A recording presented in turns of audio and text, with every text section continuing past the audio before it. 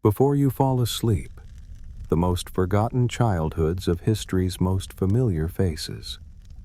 Imagine little Leonardo scribbling mirror writing in the olive groves of Vinci, young Cleopatra mastering 9 languages in a library of 400,000 scrolls, Marie Curie sneaking into the underground flying university, Van Gogh staring at a tombstone carved with his own name, Albert Einstein puzzled by the secrets of a compass, and Frederick Douglass trading bread to learn to read, Tesla stroking his cat as sparks flew in a storm, Harriet following the North Star. How did these small secrets shape such towering lives? Picture young Leonardo, age 7, living with his grandfather in Vinci's rolling hills. Born illegitimate, he couldn't inherit his father's notary business, couldn't even attend university. But this rejection became his greatest gift. While other children memorized Latin texts, Leonardo wandered olive groves, sketching birds in flight, dissecting dead animals he found. His left-handed mirror writing wasn't mysterious genius, it was practical necessity to avoid smudging ink. The gentle scratch of charcoal on paper, the sweet scent of wildflowers, the quiet hum of discovery. His childhood exclusion from formal education freed him to observe nature directly. The gentle scratch of charcoal on paper, the sweet scent of wildflowers, the quiet hum of discovery. His childhood exclusion from formal education freed him to observe nature directly. What if society's rejections are actually redirections toward our true calling? Meet Cleopatra at age 12. Not the sultry seductress of Hollywood, but a serious student surrounded by 400,000 scrolls in Alexandria's legendary library. She spoke Egyptian, Greek, Latin, Hebrew, Arabic, and 4 other languages fluently. While Roman children played with wooden toys, she debated philosophy with scholars, practiced rhetoric, and studied mathematics. Her childhood was spent not in luxury but in rigorous intellectual training. The soft rustle of papyrus, the gentle splash of fountain water, the quiet intensity of learning. She understood that true power came not from beauty, but from knowledge and communication. Her multilingual abilities later allowed her to negotiate directly with foreign dignitaries without translators. How many world leaders today can speak even 3 languages fluently?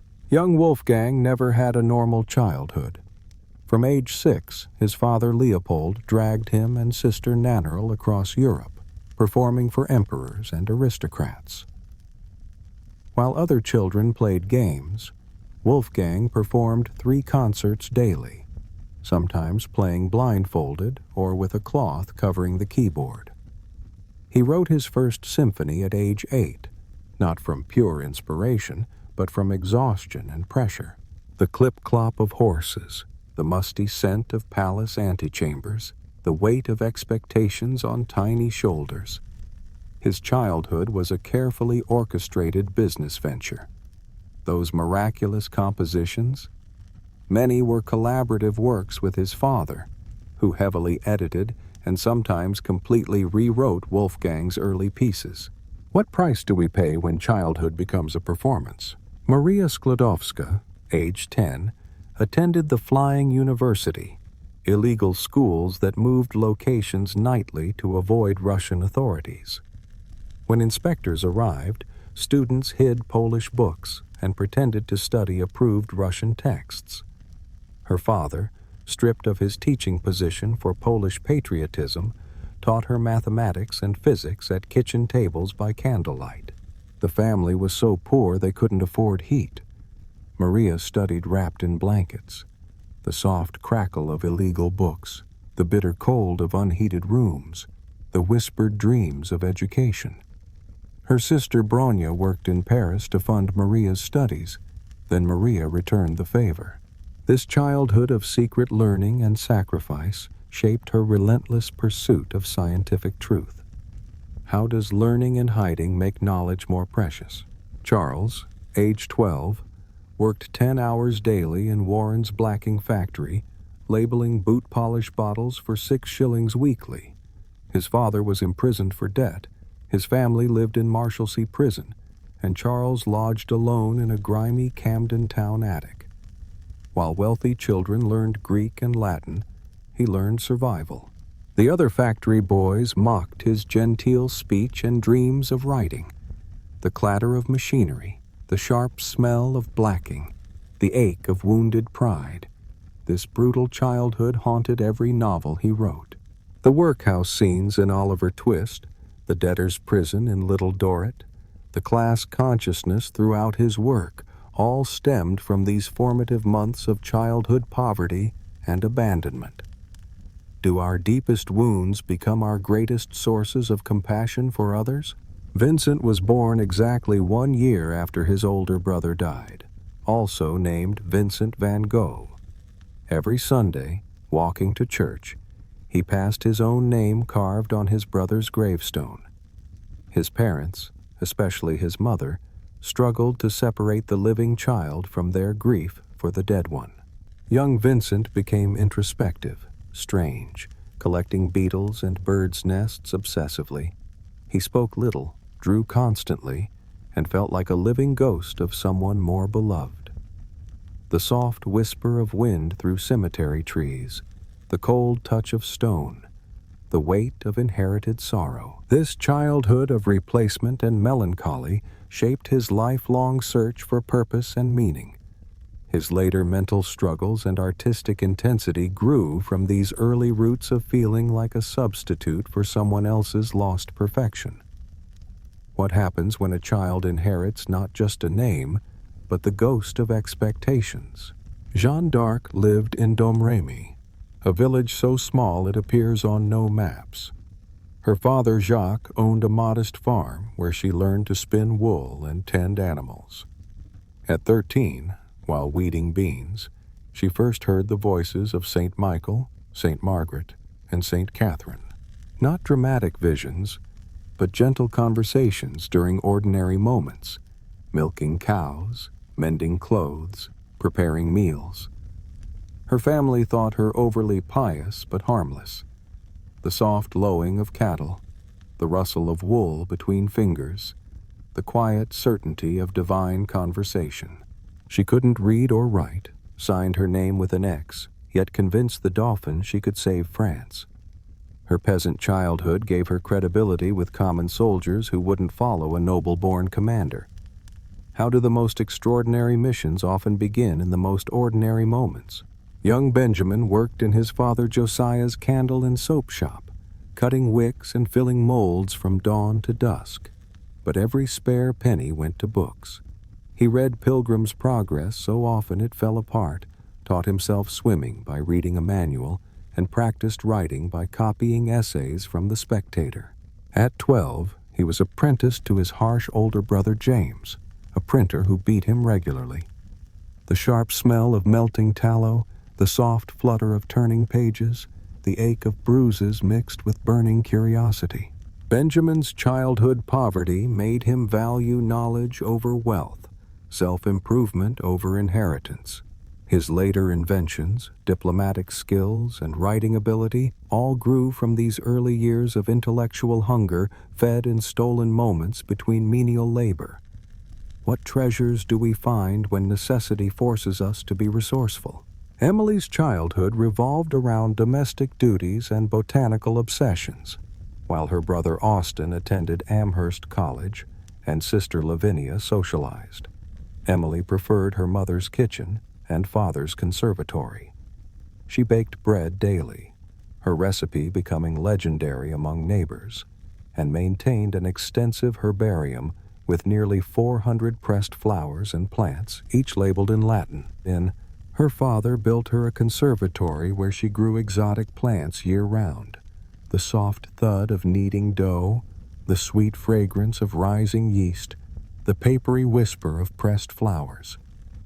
This childhood of domestic routine and botanical precision shaped her poetry's unique rhythm and natural imagery. Her famous white dress wasn't eccentricity. It was practical uniform for constant flour-dusted baking. How do the smallest daily rituals sometimes nurture the largest creative spirits? Young Nicola lived in Smiljan, where his father Milutin served as an Orthodox priest, and his mother Juka, though illiterate, possessed an incredible memory and mechanical intuition. During a fierce thunderstorm, Nicola petted the family cat and watched sparks fly from its fur. Instead of fear, he felt wonder. Throughout childhood, he experienced strange visions, complete mechanical devices appearing in his mind, which he could mentally construct, test, and modify without touching tools. The sharp crack of thunder, the soft warmth of cat fur, the electric tingle of discovery. His mother's inventive spirit and father's scholarly discipline combined with these early electrical experiences to shape his unique approach to invention. He could visualize and perfect entire machines in his mind before building them. What if some children are naturally attuned to forces the rest of us cannot perceive? You're sitting in a quiet Munich apartment now, where the tick of mechanical clocks mingles with a 4-year-old's fascination for a simple magnetic compass that would spark a revolution in physics. Young Albert didn't speak until age 3, worrying his parents who feared he might be intellectually delayed. His first complete sentence came at dinner. "The soup is too hot." When asked why he'd never spoken before, he replied, "Because up to now everything was in order." His father gave him a pocket compass at age 5, and Albert spent hours mesmerized by the invisible force moving the needle. He called it his sacred little geometry book. The gentle tick of clockwork, the smooth brass of the compass case, the mystery of unseen forces. His late speech development wasn't delay, it was careful observation. This childhood wonder about invisible forces driving visible effects became the foundation for his theories of relativity. What if the quietest children are simply listening to frequencies the rest of us cannot hear? You're walking through the cobblestone streets of Coyoacan now, where a 6-year-old girl limps bravely while creating elaborate stories about her difference, turning disability into magical identity. Magdalena Carmen Frida, age 6, contracted polio, leaving her right leg thinner and weaker than her left. School children called her Frida Pata de Palo, Frida Peg Leg.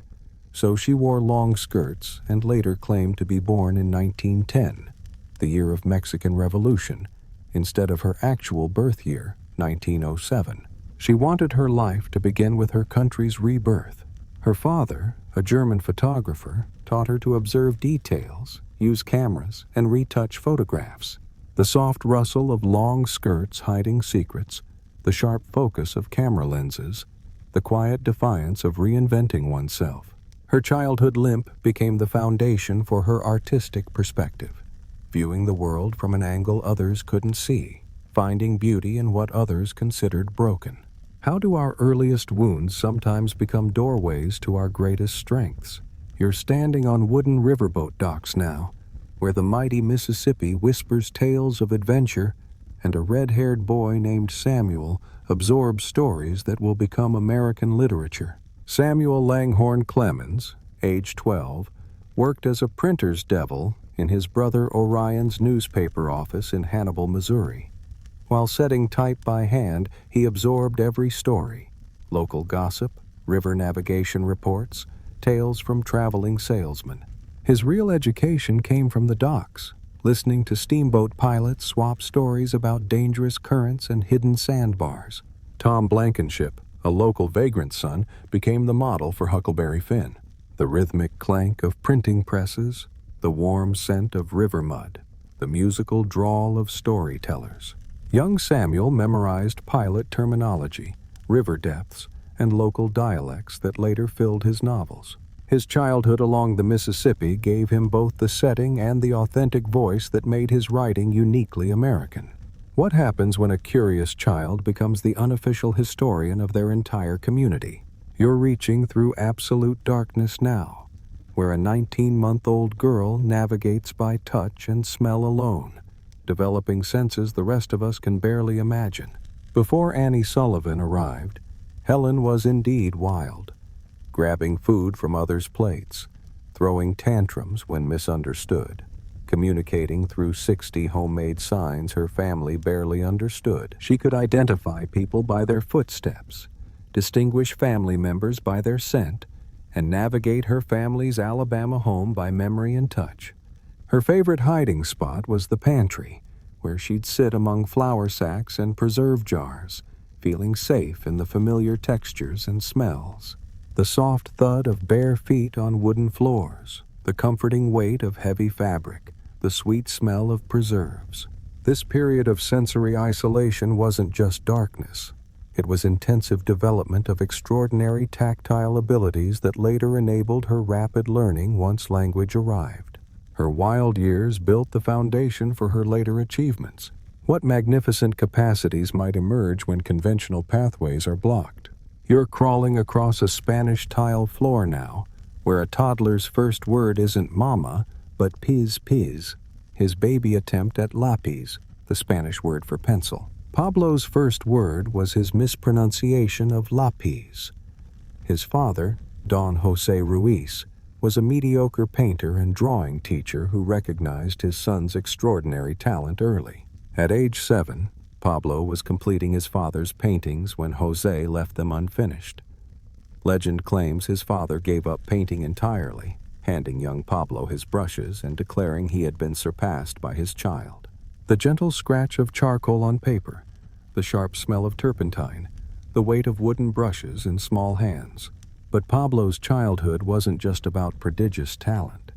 His family moved constantly for his father's teaching jobs, creating a sense of rootlessness that later influenced his constant stylistic changes and restless creativity. What happens when a child's natural ability surpasses their teacher before they've learned there are rules to break? You're tiptoeing through the narrow streets of Porbandar now, where a timid boy struggles with secret shame and a terror of darkness that seems to contradict the fearless leader he would become. Young Mohandas was painfully shy, afraid of the dark, and terrified of snakes, ghosts, and thieves. Despite his family's strict vegetarianism, a friend convinced him to try meat, claiming it would make him strong like the British. He ate goat meat secretly, then spent sleepless nights consumed by guilt, hearing his mother's prayers in the next room. His child marriage at age 13 was arranged to help overcome his extreme shyness. The soft whisper of evening prayers, the guilty taste of forbidden food, the weight of family expectations. This childhood of fear and moral struggle shaped his later philosophy of truth-telling and nonviolence. His early cowardice and secret-keeping taught him the spiritual cost of living against one's principles, making his later fearlessness more remarkable. How do our deepest childhood fears sometimes become the foundations of our greatest courage? You're sitting in a cozy country parlor now, where amateur theatricals fill winter evenings, and a young girl with sharp wit writes plays for her siblings to perform by candlelight. Jane grew up in Steventon Rectory, where her father George supplemented his clergyman's income by teaching boys and farming.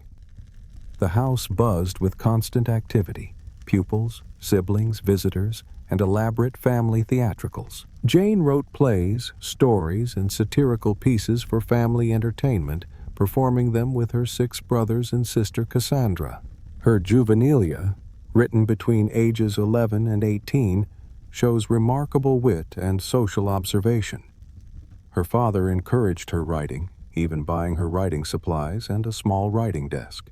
The rustle of handmade costumes, the warm glow of candles during performances, the scratch of quill on paper. This childhood immersed in domestic drama and social dynamics provided the material for her later novels about marriage, money, and social class. What if the most insightful observers of society are those who grew up watching it performed as entertainment? You're hunched over a rough wooden table now, where firelight flickers across borrowed pages, and a gangly boy reads the same few books over and over until he's memorized every word. Young Abraham owned fewer than 10 books total, but he read each one dozens of times. When he borrowed The Life of George Washington from neighbor Josiah Crawford, rain leaked through his family's cabin roof and damaged the book. Unable to pay for replacement, Abraham worked 3 days pulling corn for Crawford to settle the debt. He called it his Life of Washington debt. His stepmother Sarah encouraged his reading while his father thought too much book learning made boys lazy. The gentle crackle of log fires, the musty smell of water-damaged pages, the ache of growing limbs in too small spaces. This childhood of intellectual hunger satisfied with limited resources taught him to extract maximum value from minimal materials, a skill that later served him well as a self-taught lawyer and politician. How does scarcity sometimes create more appreciation than abundance ever could? You're climbing into a homemade wooden sled now, where a fearless 10-year-old girl races down icy Kansas hills, collecting newspaper clippings about women who dared to do what society said they couldn't. Amelia Earhart spent her childhood moving between her grandparents' comfortable Atchison home and her father's various job locations as he struggled with alcoholism. She and Sister Muriel were raised more like boys, wearing bloomers instead of skirts, playing with rifles and footballs, building tree houses and racing sleds. Most remarkably, young Amelia kept a scrapbook of newspaper articles about successful women, lawyers, doctors, engineers, advertisers. The whoosh of sled runners on ice, the satisfying thunk of constructing tree houses, the crinkle of newspaper clippings being pasted. Her childhood wasn't about dreaming of flying. It was about collecting evidence that women could succeed in impossible careers. This systematic study of female achievement gave her the confidence to later attempt what many considered suicidal flights. What happens when a child methodically studies the impossible until it becomes inevitable? Isaac was born so premature and small that his mother Hannah said he could fit into a quart pot. No one expected him to survive his first winter in Woolsthorpe Manor. His father died before his birth, and his mother remarried when Isaac was 3, leaving him with his grandmother until age 10. During these lonely years, he built intricate mechanical toys, working windmills, water clocks, kites with lanterns that frightened neighbors who thought they saw comets. During these lonely years, he built intricate mechanical toys, working windmills, water clocks, kites with lanterns that frightened neighbors who thought they saw comets. His stepfather refused to pay for his education, calling it wasteful for a farmer's son. The gentle tick of clockwork mechanisms, the sweet smell of wood shavings, the satisfied click of perfectly fitted joints. This childhood of abandonment and mechanical tinkering developed both his emotional isolation and his extraordinary ability to visualize complex systems, traits that enabled his later scientific discoveries.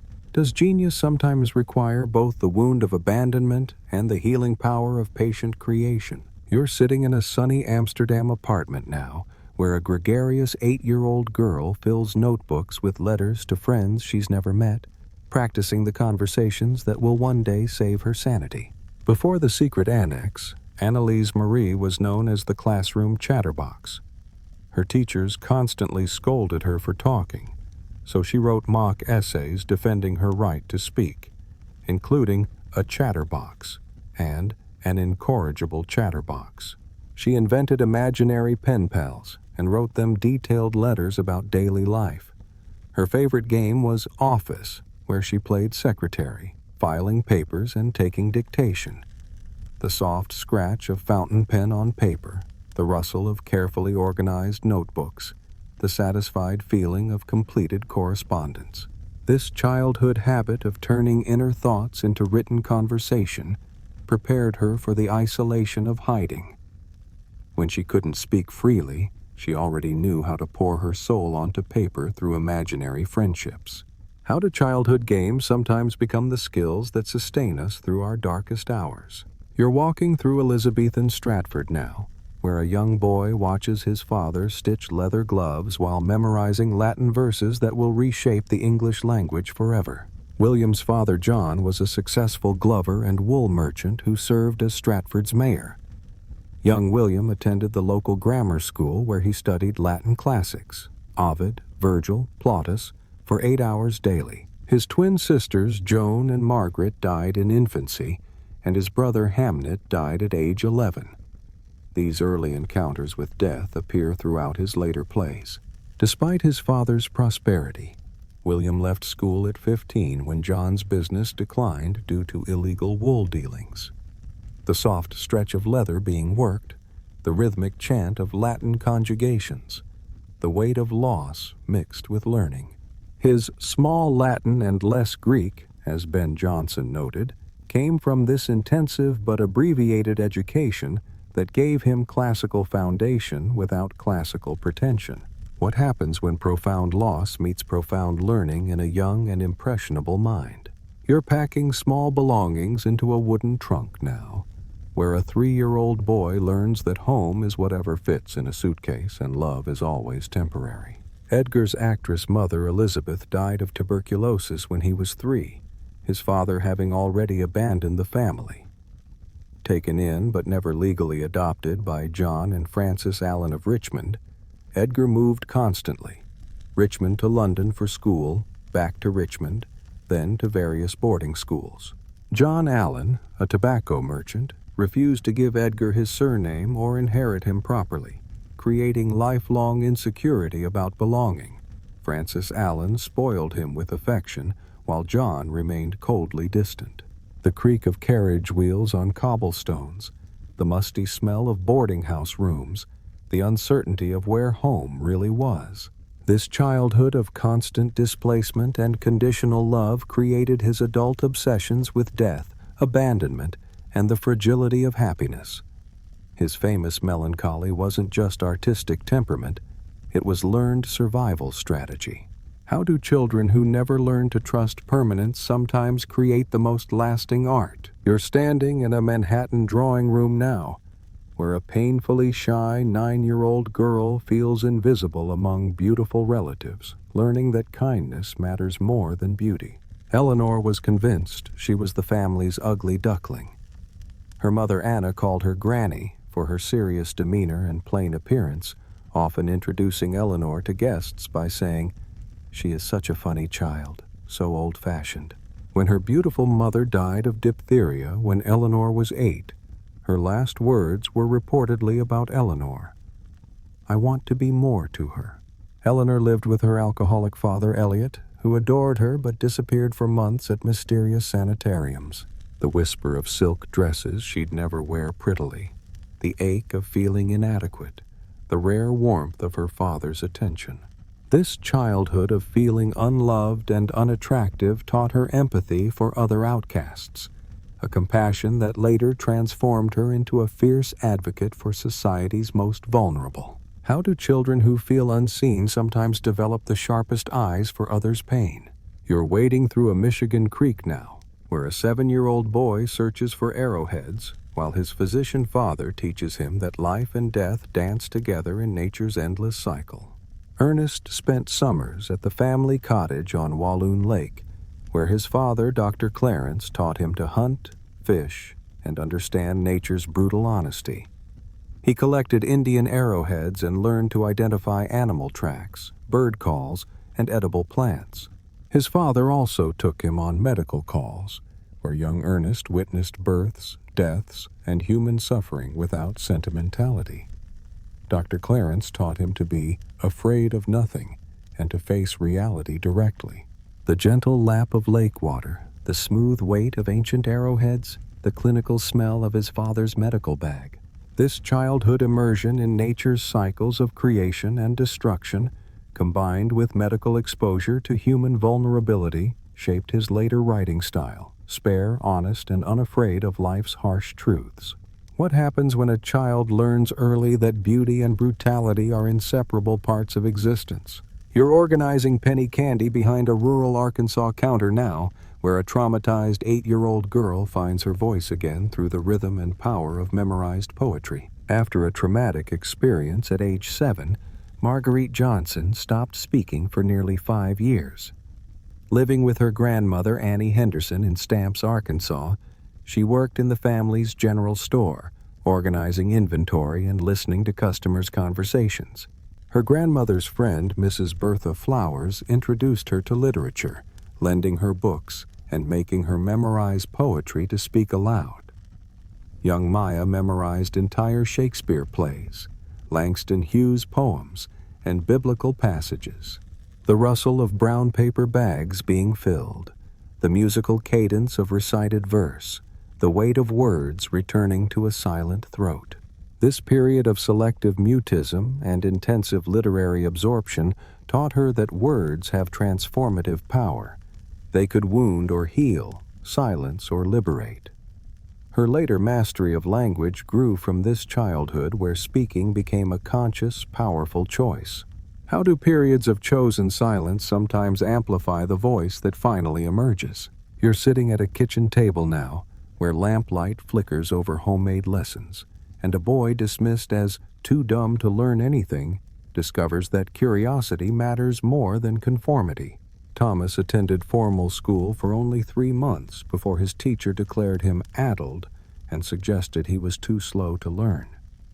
His mother, Nancy, a former school teacher, withdrew him immediately and began teaching him at home using Parker's school and family philosophy and the Cooper Union for the advancement of science and art textbooks. She encouraged his endless questions and let him conduct chemistry experiments in the basement. Young Thomas read voraciously: Gibbon's Decline and Fall of the Roman Empire, Newton's Principia, Burton's Anatomy of Melancholy, the soft flip of pages being turned, the sharp smell of chemical experiments, the satisfaction of understanding without judgment. This childhood education based on curiosity rather than compliance taught him that learning should follow interest, not imposed curriculum, a philosophy that guided his 1,093 patents. What might we accomplish if education always followed fascination instead of standardization? You're threading a needle in candle-lit silence now, where a 12-year-old girl in scratchy wool learns that elegance begins with understanding what constrains you. After her mother died of tuberculosis, Gabrielle Chanel lived at Aubazine Convent Orphanage from age 12 to 18. The nuns taught the girls to sew with military precision, every stitch uniform, every seam invisible, every garment practical and unadorned. The convent's aesthetic was stark: black and white, clean lines, no ornamentation.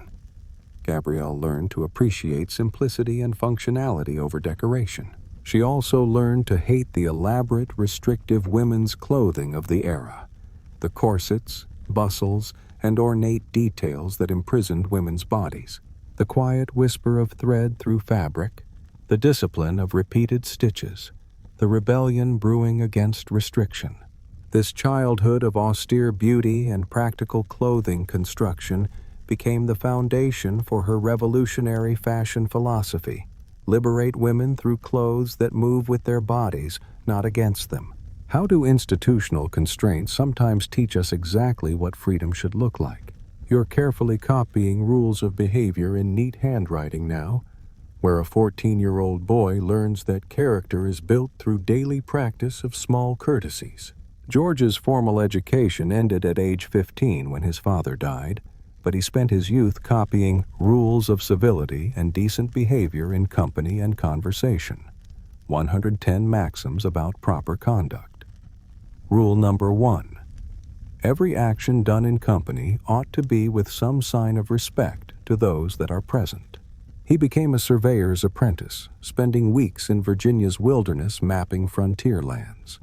This work required precise measurement, careful record-keeping, and diplomatic dealings with landowners. The scratch of quill on surveying charts, the satisfying snap of measuring chains, the weight of responsibility for accuracy.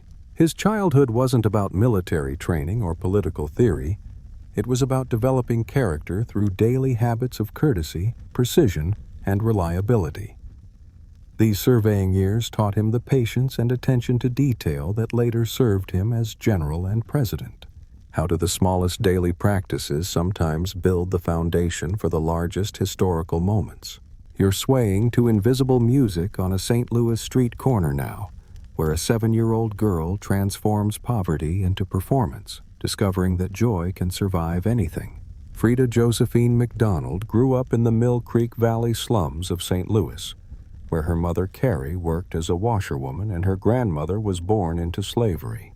At age 7, Josephine was hired out to a white family as a maid, but ran away when she was burned and beaten. She returned to the streets, dancing for coins on corners, developing the fluid, natural movement that would later captivate Paris. She returned to the streets, dancing for coins on corners, developing the fluid, natural movement that would later captivate Paris. The rhythmic slap of wet laundry being beaten clean, the musical jingle of coins tossed by appreciative passers-by, the warm embrace of movement as escape. This childhood of extreme poverty and racial violence could have broken her spirit, but instead taught her that performance was survival, that joy was resistance, and that her body could be her ticket to freedom. How do children who have nothing sometimes discover they possess everything that truly matters? You're hiding behind heavy curtains in a Victorian drawing room now, where a solitary 8-year-old girl creates intricate mysteries for her dolls to solve, never knowing she's rehearsing for literary immortality. Agatha Mary Clarissa Miller grew up in a large house called Ashfield in Torquay, where her American father Frederick died when she was 11.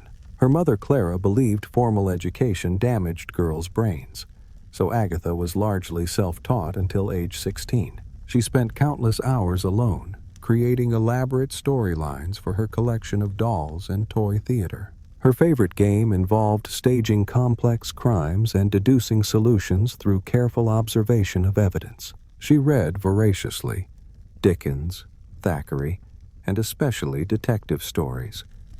The soft rustle of turning pages in afternoon sunlight, the satisfying click of puzzle pieces falling into place, the quiet satisfaction of logical deduction.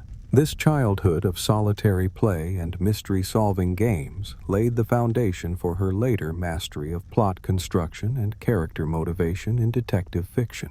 How do children who entertain themselves often develop the richest inner worlds? You're crawling across a nursery floor now, where 1,500 tin soldiers stand in perfect formation, and a lonely 7-year-old commands imaginary armies while longing for his parents' attention. Young Winston spent most of his childhood at boarding schools, rarely seeing his glamorous American mother Jenny or his busy politician Father Randolph. His greatest joy was his collection of 1,500 toy soldiers, arranged in the nursery at Blenheim Palace. He spent hours devising battle strategies, complete with cavalry charges and artillery placements.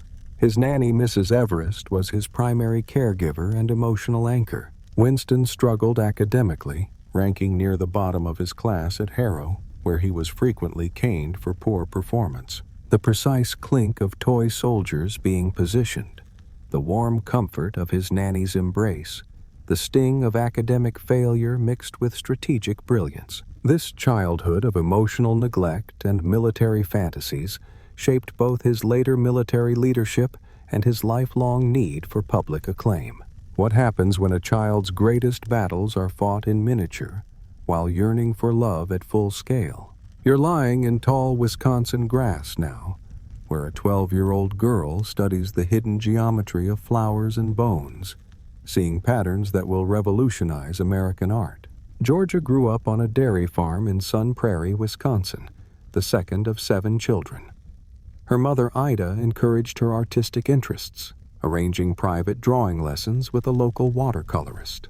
Young Georgia spent hours alone in the countryside, collecting smooth stones, interesting bones, and unusual flowers. She studied their forms intensively, often using a magnifying glass to examine details others overlooked. Her childhood drawings focused on natural forms, shells, leaves, flowers, always emphasizing their abstract qualities rather than literal representation. The gentle whisper of prairie wind through grass, the smooth coolness of sun-bleached bones, the intricate patterns hidden in nature's smallest details. This childhood immersion in natural forms and patient observation taught her to see beyond surface appearances to the essential structures that connect all living things. How do children who look closely at small things sometimes see the largest truths? You're slipping pieces of bread into small hands now, where a desperate 8-year-old boy exchanges his master's food for forbidden knowledge that will set him free. Frederick Augustus Washington Bailey lived with Hugh and Sophia Auld in Baltimore, where Sophia initially taught him to read until her husband forbade it, declaring that literacy would make him unfit to be a slave. Determined to continue learning, Frederick befriended poor white children in the neighborhood, trading pieces of bread for reading lessons. He carried a copy of the Columbian Orator everywhere, memorizing speeches about liberty and human rights. When he discovered the word abolition in newspapers, he began to understand his condition had a name and a solution. The rustle of hidden newspapers, the sweet taste of shared bread, the revolutionary power of recognized words. This childhood hunger for literacy, literally traded for physical sustenance, taught him that education was the pathway from slavery to freedom. What happens when a child discovers that knowledge is more nourishing than food? You're skipping through a miniature village now, where a teenage Austrian archduchess tends fake chickens and churns pretend butter, never understanding the real hardships her games imitate. Maria Antonia Josepha Johanna was raised in the magnificent Schönbrunn Palace, where her mother, Empress Maria Theresa, prepared her for marriage to the future French king. Despite rigorous lessons in French, music, and dancing, young Marie Antoinette remained more interested in play than politics. Her tutors complained she was frivolous and refused to focus on serious subjects. At Versailles, she later created the Petit Hameau, a model village where she and her ladies-in-waiting dressed as shepherdesses and milkmaids, playing at peasant life while real peasants starved outside the palace gates. The gentle tinkle of porcelain teacups, the soft rustle of silk designed to look like simple cotton, the innocent laughter echoing through artificial simplicity. This childhood of extreme privilege and deliberate naivety created a tragic disconnect from the reality of common people's lives. How does a childhood of beautiful illusions sometimes prepare us for harsh awakenings? You're walking barefoot down a dusty Virginia road now, where a 9-year-old boy balances school books on his head while working in salt furnaces, refusing to let labor steal his chance at learning. Born into slavery on a tobacco plantation, Booker worked in salt furnaces and coal mines after emancipation. His mother, Jane, cooked for the plantation and later worked as a laundress. When Booker heard about a school for colored children, he begged to attend, but could only go part-time due to work obligations. He walked miles to school, often arriving late, carrying his few books wrapped in cloth. His teacher couldn't pronounce his full name, so Booker T became his identity. He slept on the ground, worked from dawn to dusk, yet never missed a day when school was possible. The rhythmic clang of industrial machinery, the weight of precious books against tired shoulders, the determination burning brighter than fatigue. This childhood of balancing education with survival taught him that learning required sacrifice, but ignorance was a greater burden than any physical labor. What happens when education becomes not just opportunity, but a form of resistance? You're folding newspapers in pre-dawn darkness now, where a 14-year-old boy sketches cartoon characters on whatever paper he can find, already seeing magic in the mundane. Walter Elias Disney grew up on a Missouri farm, where his father Elias was strict and often harsh. When the family moved to Kansas City, young Walt took a paper route, delivering newspapers at 4:30 a.m. before school. He drew constantly, on margins of newspapers, on toilet paper, on any scrap available. His father considered art a waste of time and often destroyed Walt's drawings. Walt's aunt secretly encouraged his artistic interests, giving him paper and pencils. He spent his earnings on art supplies and movie tickets, studying how moving pictures created the illusion of life. The soft plop of newspapers hitting porches, the satisfying scratch of pencil creating life from nothing, the magical flicker of early animation. This childhood of artistic passion surviving despite discouragement taught him that creativity requires fierce protection, and that the most dismissive critics often become believers when dreams become reality. How do children who draw in secret sometimes sketch the blueprints for entire worlds? You're wheezing in a New York brownstone now, where a frail 7-year-old boy transforms weakness into scientific curiosity, building museums in his bedroom with specimens he finds on walks. Theodore Roosevelt Jr. suffered from severe asthma that left him weak and often bedridden. Unable to play like other children, he became fascinated with natural history, collecting birds, insects, and small mammals he found dead on family walks. His bedroom became the Roosevelt Museum of Natural History, complete with carefully labeled specimens and detailed observation notes. His wealthy family indulged his interests, hiring private tutors and building him a gymnasium to strengthen his weak body. Young Theodore read voraciously about explorers and naturalists, dreaming of adventures his frail body seemed to deny him. The labored wheeze of difficult breathing, the satisfaction of perfect specimen labels, the quiet determination to overcome physical limitation through mental strength.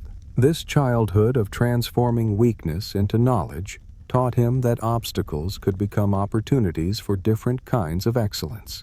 How do children who cannot run sometimes discover they can soar in unexpected ways? You're standing in a Maryland field now, where a 13-year-old girl recovers from a terrible head wound that gives her visions and an unshakable belief in divine guidance. Araminta Ross was struck in the head by a 2-pound iron weight thrown by an angry overseer aiming at another slave. The injury caused lifelong seizures, sudden sleeping spells, and what she believed were prophetic visions sent by God. Instead of weakening her, this childhood trauma strengthened her spiritual convictions and her determination to escape slavery. She learned to navigate by following the North Star and reading natural signs, moss growing on tree trunks, animal paths to water sources. Her injury made her damaged goods in slaveholders' eyes, ironically giving her more freedom to move around the plantation. The sharp pain of head injury becoming clarity of purpose, the gentle guidance of starlight on dark paths, the unshakable faith that grew from suffering. This childhood of physical trauma and spiritual awakening prepared her for the dangerous work of leading others to freedom through the Underground Railroad.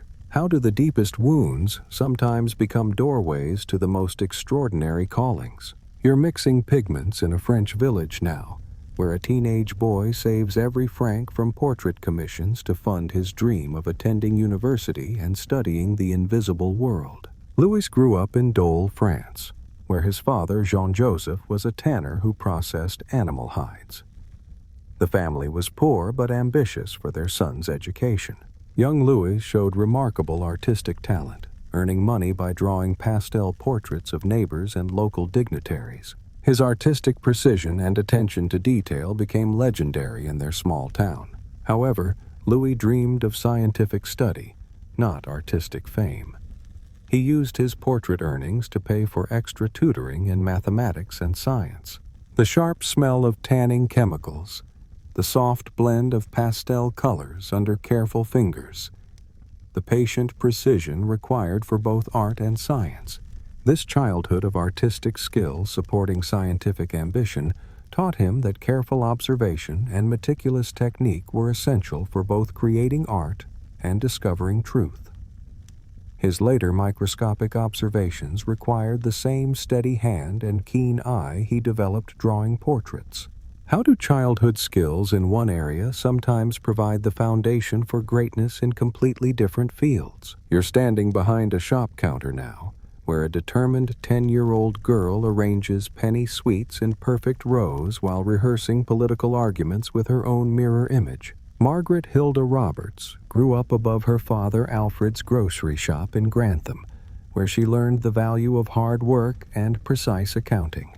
Her father served as a local councilman and lay Methodist preacher, often practicing his speeches at home. Young Margaret would mimic him, standing before mirrors and delivering passionate addresses to imaginary crowds. She excelled at school, particularly in chemistry and debate, often staying late to use the laboratory. Her family had no indoor plumbing until she was 8, and she shared a bedroom with her sister Muriel above the noisy shop.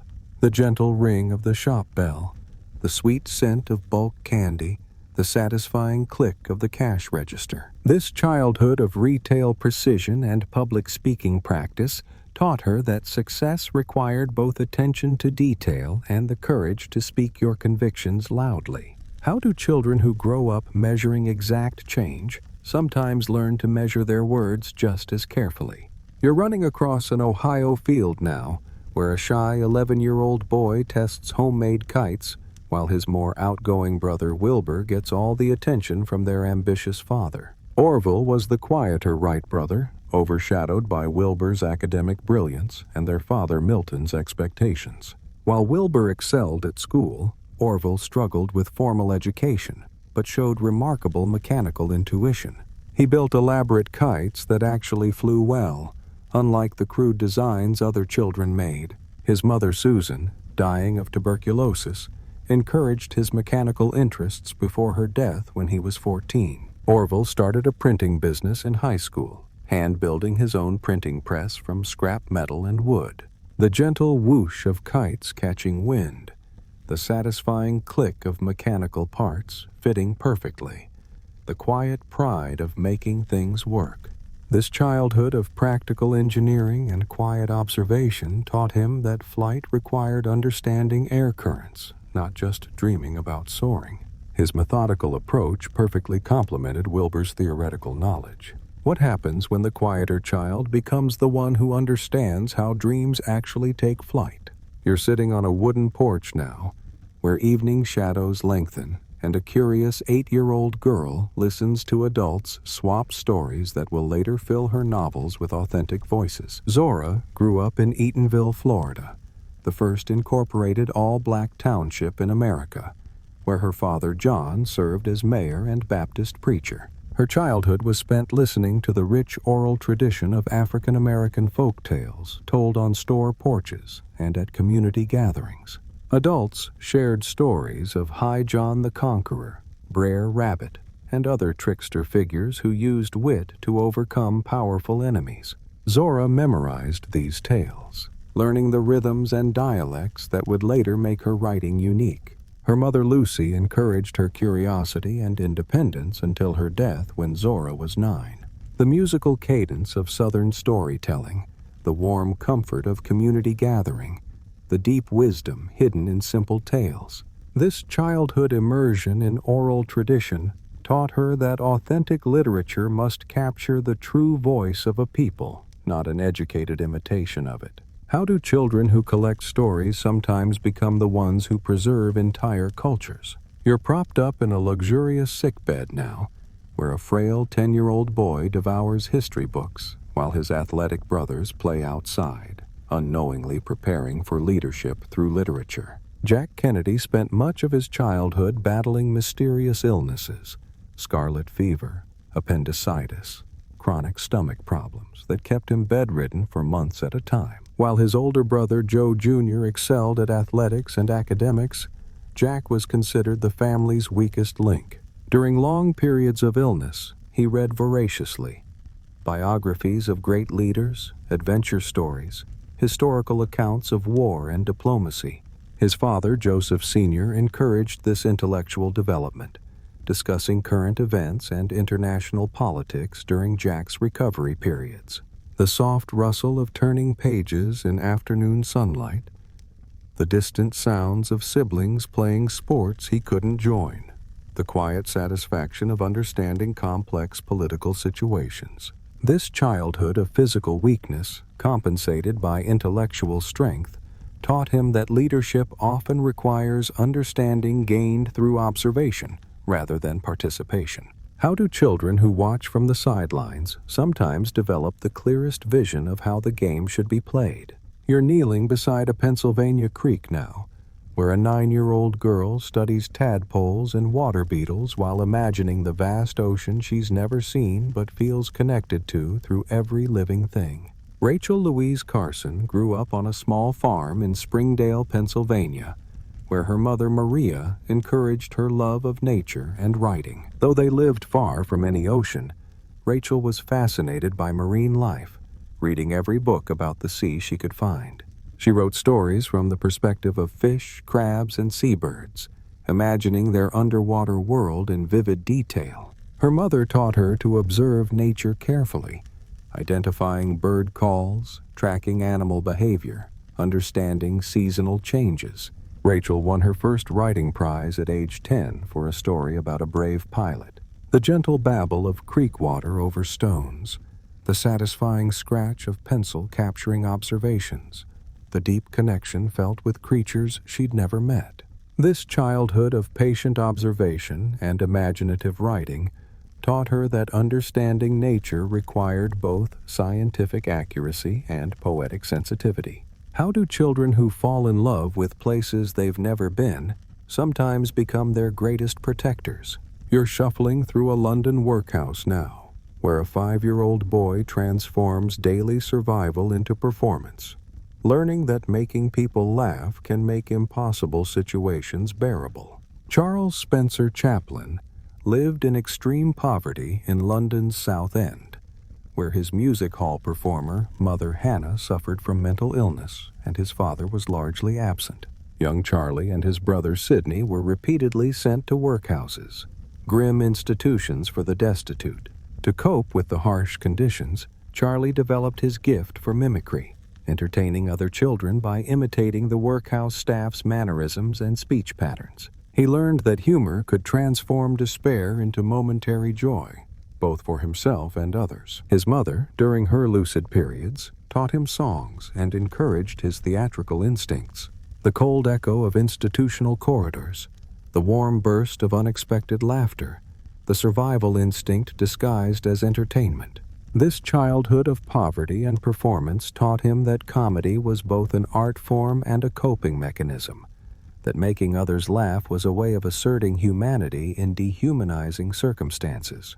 How do children who learn to laugh at the worst situations sometimes help the whole world smile? You're hunched over a kitchen table now, where a 12-year-old boy carefully dismantles his father's pocket watch, driven by an unstoppable need to understand how things work. Henry Ford grew up on a prosperous farm in Dearborn, Michigan, where his father William expected him to eventually take over the family business. But young Henry was more interested in machines than farming.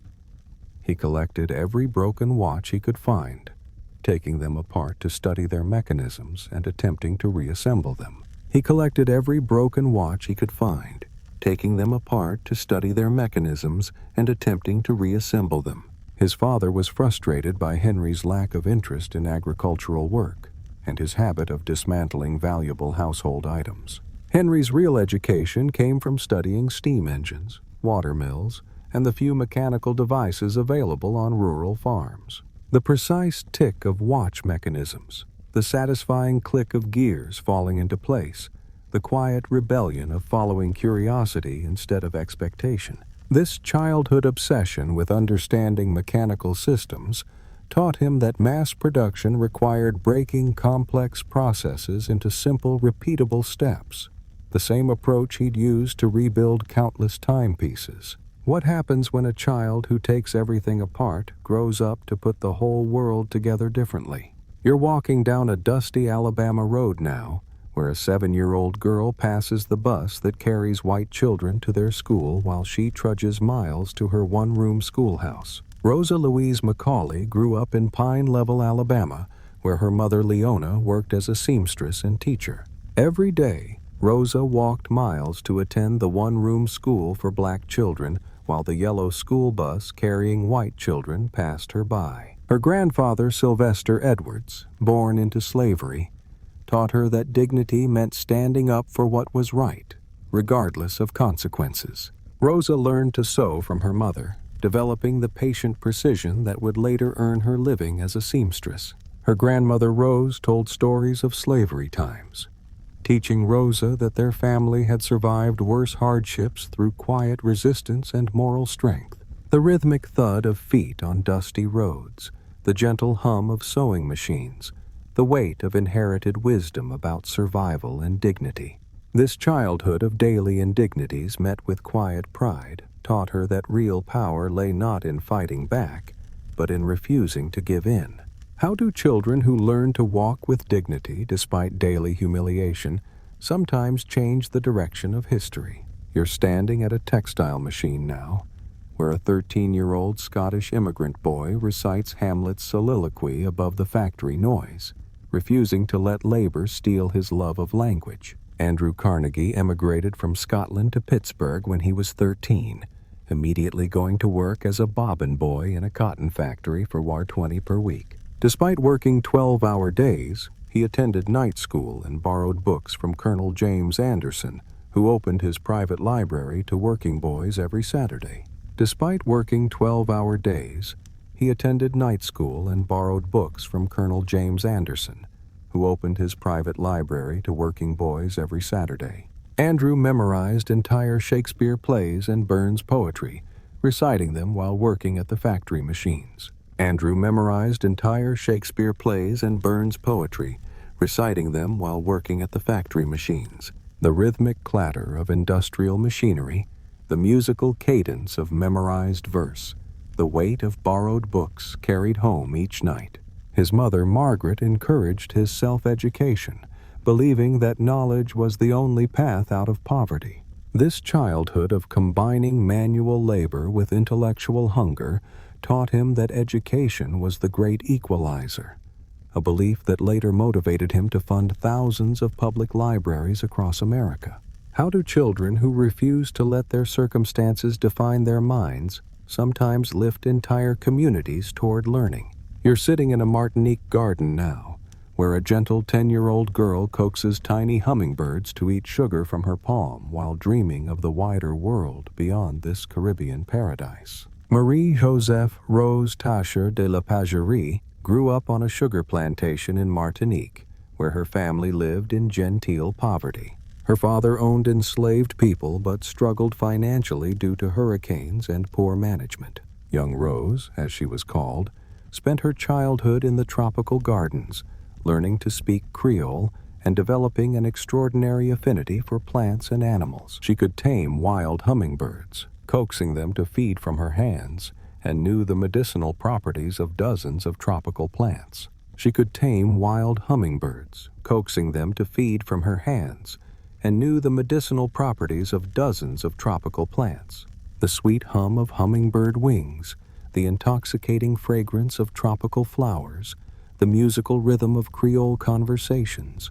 This childhood in paradise with underlying poverty taught her adaptability and charm, qualities that would later help her survive the French Revolution and captivate Napoleon Bonaparte. How do children who learn to gentle wild creatures sometimes discover they possess the same power over human hearts? You're sitting in silent communication now, where a young boy learns that the most profound conversations happen without sound, and understanding flows through fingers and facial expressions. Alexander Bell grew up in Edinburgh with his deaf mother Eliza and father Alexander Melville, who invented visible speech, a system of symbols representing mouth positions for teaching the deaf. Young Alexander learned to communicate with his mother through finger spelling and lip reading, developing an extraordinary sensitivity to facial expressions and body language. His two brothers both died of tuberculosis, making him the sole surviving child who carried his father's life work forward. He spent hours studying his mother's lips as she attempted to speak, learning to hear through observation rather than sound. The gentle touch of fingers spelling words in palms, the intense focus required for lip reading, the profound intimacy of silent conversation. This childhood of communication without sound taught him that human connection transcends the limitations of any single sense, understanding that later inspired his invention of the telephone. How do children who learn that words have many forms sometimes discover entirely new ways for the world to speak? You're swinging from oak branches now, where a fearless 8-year-old girl wears boys' clothing and refuses to act like a proper lady, never suspecting she's rehearsing for a lifetime of breaking rules. Katharine Houghton Hepburn grew up in Hartford, Connecticut, where her mother Kit was a suffragette and birth control advocate, and her father Thomas was a progressive urologist. Her parents encouraged unconventional behavior. She wore bloomers instead of skirts, climbed trees, and played sports with boys.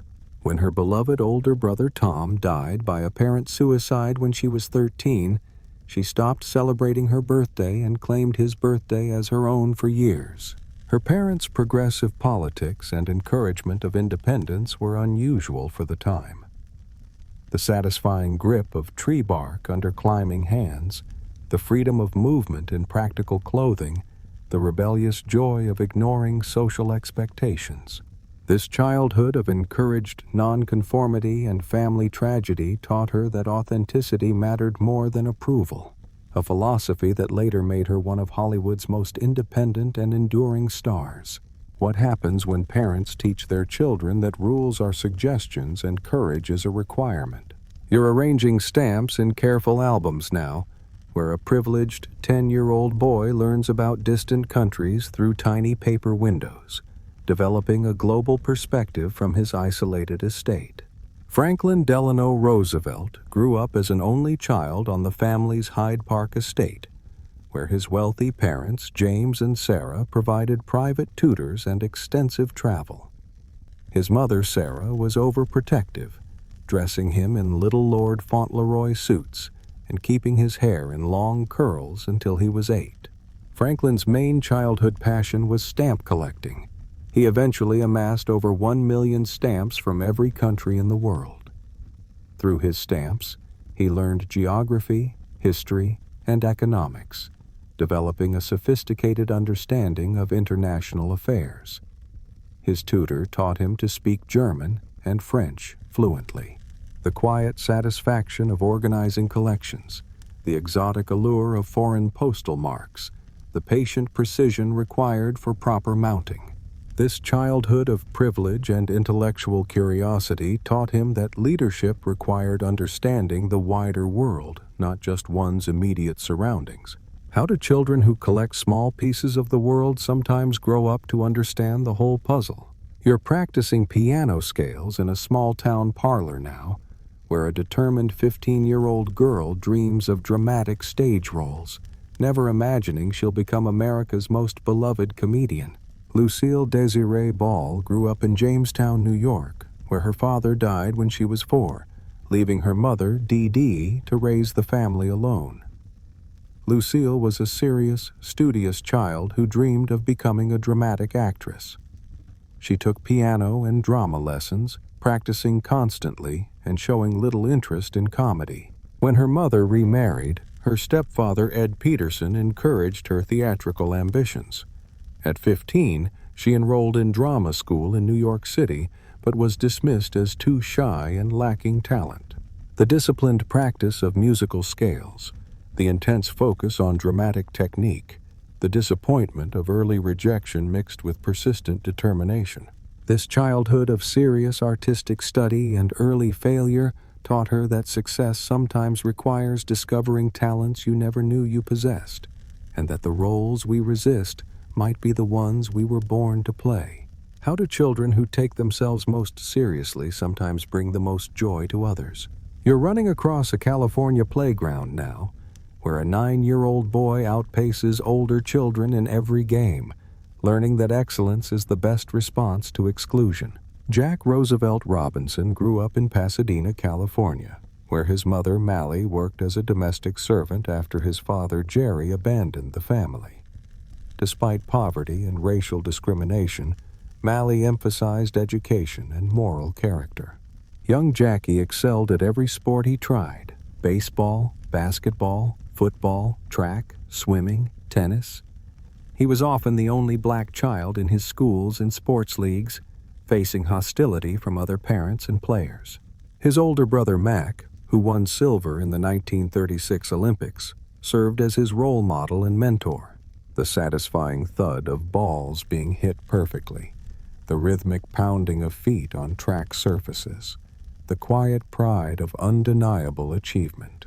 This childhood of athletic excellence amid social exclusion taught him that performance speaks louder than prejudice, and that breaking barriers requires being undeniably better than the competition. How do children who face exclusion sometimes develop the exact skills needed to change the rules of inclusion? You're staring at family photographs now, where a 5-year-old boy studies the image of the brother who died before his birth, convinced he is that child reborn into the same body. Salvador Domingo Felipe Jacinto Dalí grew up in Figueres, Spain, where his parents never fully recovered from the death of their first son, also named Salvador, who died at age 7. Young Salvador was born exactly 9 months after his brother's death, and his parents treated him as a replacement rather than a separate individual.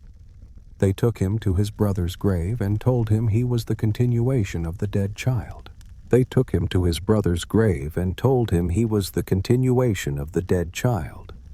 Salvador became obsessed with the idea that he was living his brother's interrupted life, which contributed to his later surreal artistic vision and eccentric personality.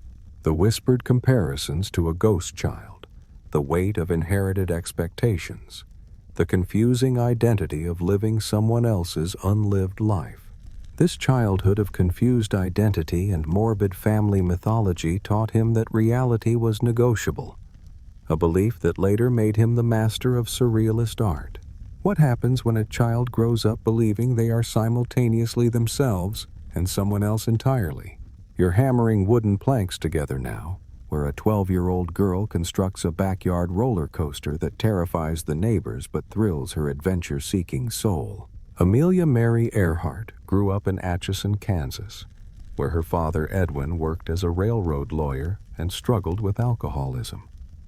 Her mother Amy encouraged unconventional behavior, allowing Amelia and her sister Muriel to wear bloomers, play rough games, and pursue mechanical interests. Amelia's most famous childhood exploit was building a roller coaster in her backyard using wooden planks and metal tracks. She tested it herself, racing down at dangerous speeds that horrified watching adults but filled her with exhilaration. She kept a scrapbook of successful women in male-dominated careers, studying their strategies for breaking barriers.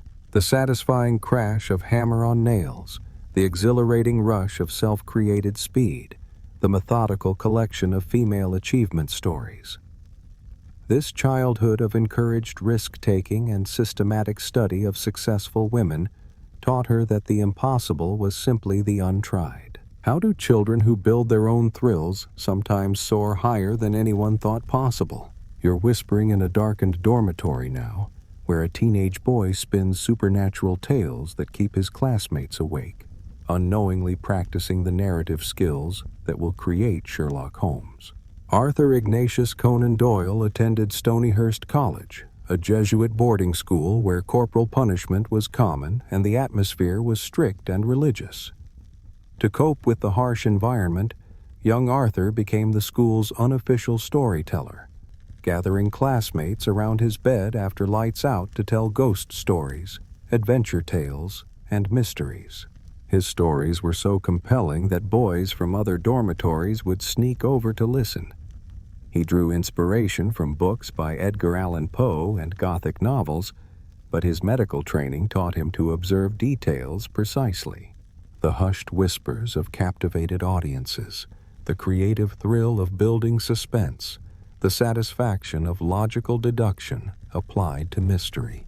This childhood of storytelling in difficult circumstances taught him that narrative could transport people from harsh reality, and that the most engaging stories combined supernatural mystery with scientific reasoning. How do children who tell stories to escape difficult situations sometimes create worlds that captivate generations?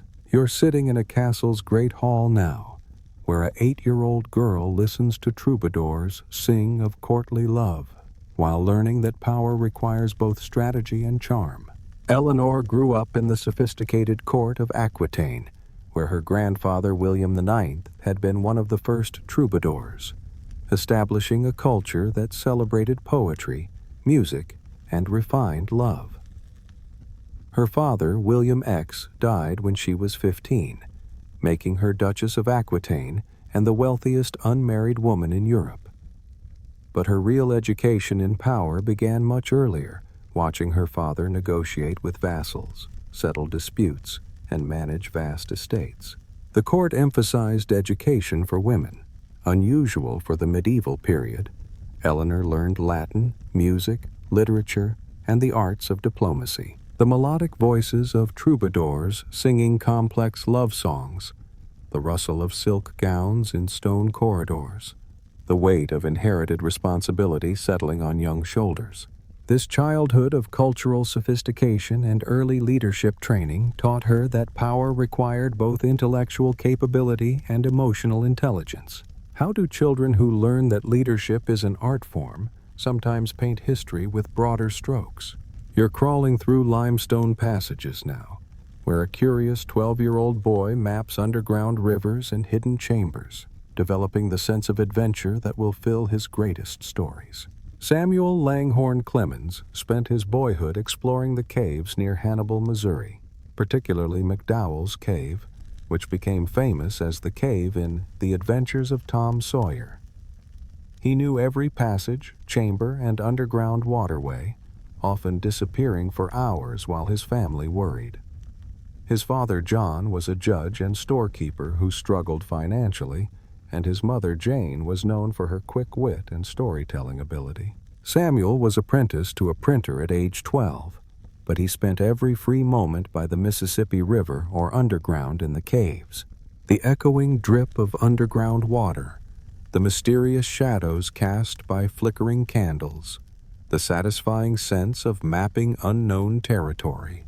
This childhood of exploration and river culture gave him the authentic setting and adventurous spirit that would make his novels uniquely American, stories that could only have been written by someone who truly knew the heart of the frontier. How do children who explore the hidden places of their world sometimes discover the stories that need to be told?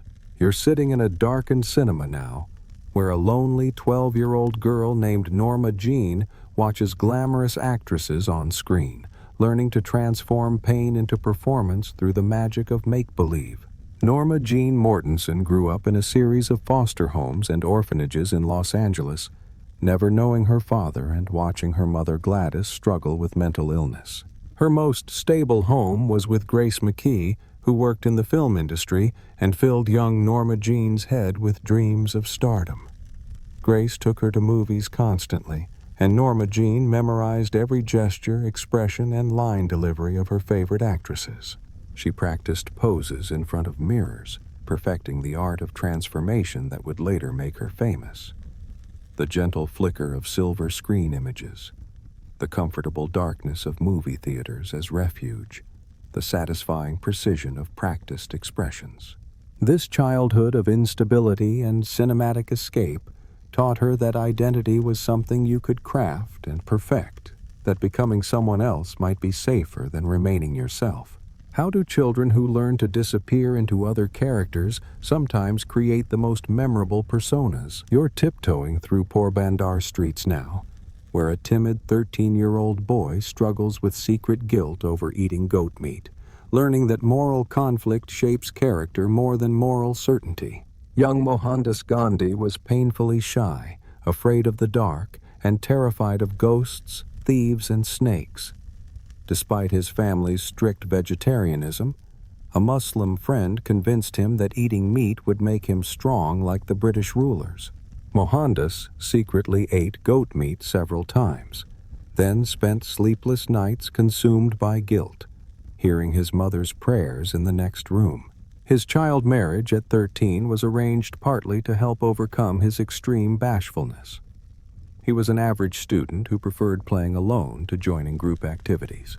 The whispered temptation of forbidden food, the weight of inherited moral expectations, the sharp sting of conscience battling desire.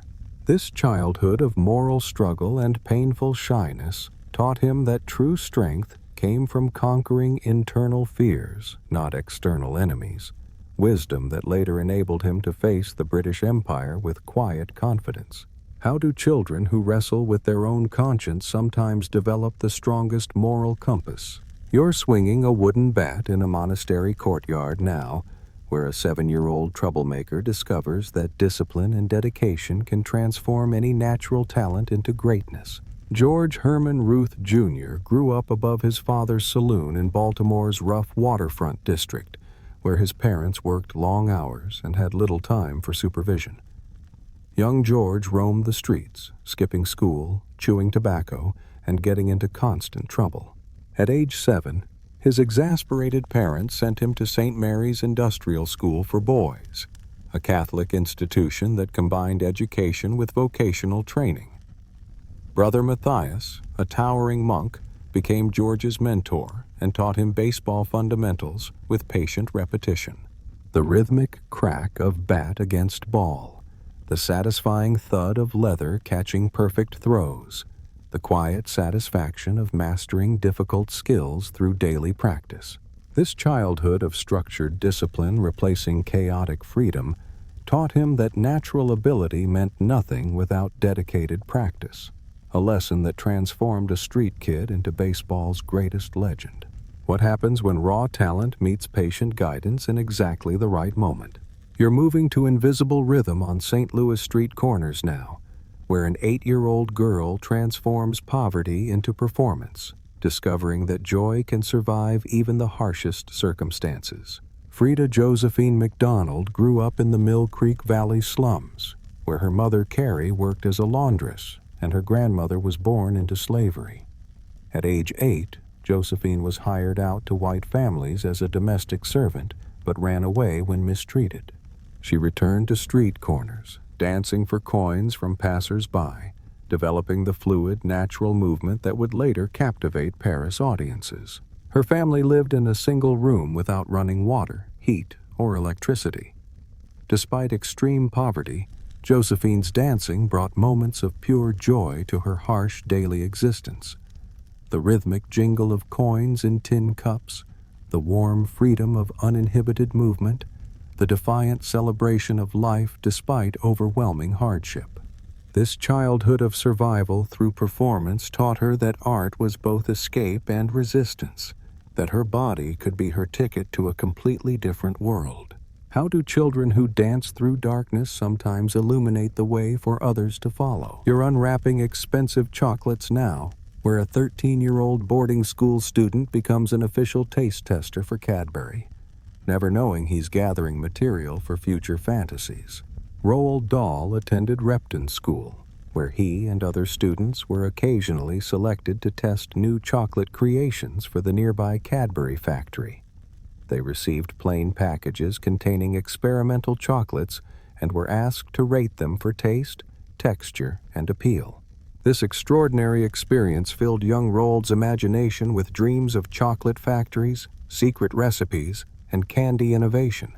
His school years were otherwise difficult. He endured harsh discipline, poor food, and homesickness. But those chocolate testing sessions became magical interludes in an otherwise grim environment. The satisfying snap of breaking chocolate, the complex flavors coating his tongue, the exciting secrecy of testing unreleased confections. This childhood connection between imagination and confection later inspired Charlie and the Chocolate Factory, proving that the most fantastical stories often grow from the most unexpected real experiences. How do children who taste possibility sometimes cook up the most delicious dreams? You're stitching with military precision now, where a 12-year-old girl learns that true elegance lies in simplicity, absorbing lessons about style from the most unlikely teachers. Gabrielle Chanel lived at Aubazine Convent from age 12 to 18 after her mother died, and her father abandoned the family. The nuns taught the orphaned girls practical skills, sewing, laundering, cooking, with exacting standards. Every stitch had to be perfect, every garment functional and unadorned. The convent's aesthetic was stark black and white, clean lines, no ornamentation. Gabrielle learned to appreciate the beauty of simplicity and the elegance of perfectly constructed basics. She also developed a hatred for the elaborate, restrictive women's fashion of the era. The quiet whisper of thread through fabric, the satisfying precision of identical stitches, the peaceful rhythm of disciplined handwork. This childhood of austere beauty and practical construction became the foundation for her revolutionary fashion philosophy, liberating women through clothes that moved with their bodies rather than constraining them. How do children who learn from the most restrictive circumstances sometimes create the greatest freedom? You're wading through Michigan streams now, where a 7-year-old boy watches his physician father deliver babies and tend the dying, learning that courage means facing reality without flinching. Ernest Hemingway spent childhood summers at the family cottage on Walloon Lake, where his father, Dr. Clarence, taught him hunting, fishing, and medical observation. Dr. Hemingway took Ernest on house calls, where the boy witnessed births, deaths, and human suffering without sentimentality. His father taught him to be afraid of nothing and to observe life's harsh realities with scientific detachment. Ernest learned to shoot accurately, identify animal tracks, and gut fish cleanly. His mother, Grace, wanted him to learn music and culture, but Ernest preferred his father's outdoor education. The clean smell of lake water, the precise technique required for accurate shooting, the clinical acceptance of life's natural cycles. This childhood immersion in nature's brutal honesty shaped his later writing style, spare, direct, and unafraid of depicting life's harsh truths without romantic embellishment. What happens when children learn early that beauty and brutality are inseparable parts of existence? You're performing to an audience of farm animals now, where a shy 9-year-old boy transforms his uncle's barn into a theater, learning that authentic emotion requires complete vulnerability. James Byron Dean grew up on his uncle Marcus Winslow's farm in Fairmount, Indiana, after his mother died of cancer when he was 9. Marcus was a Quaker minister who provided stability and love, while his aunt Hortense encouraged James's artistic interests. Young James was painfully shy but found confidence performing in school plays and church pageants. He practiced acting alone in the barn, performing entire plays for audiences of cows and chickens, working on emotional authenticity and physical expression.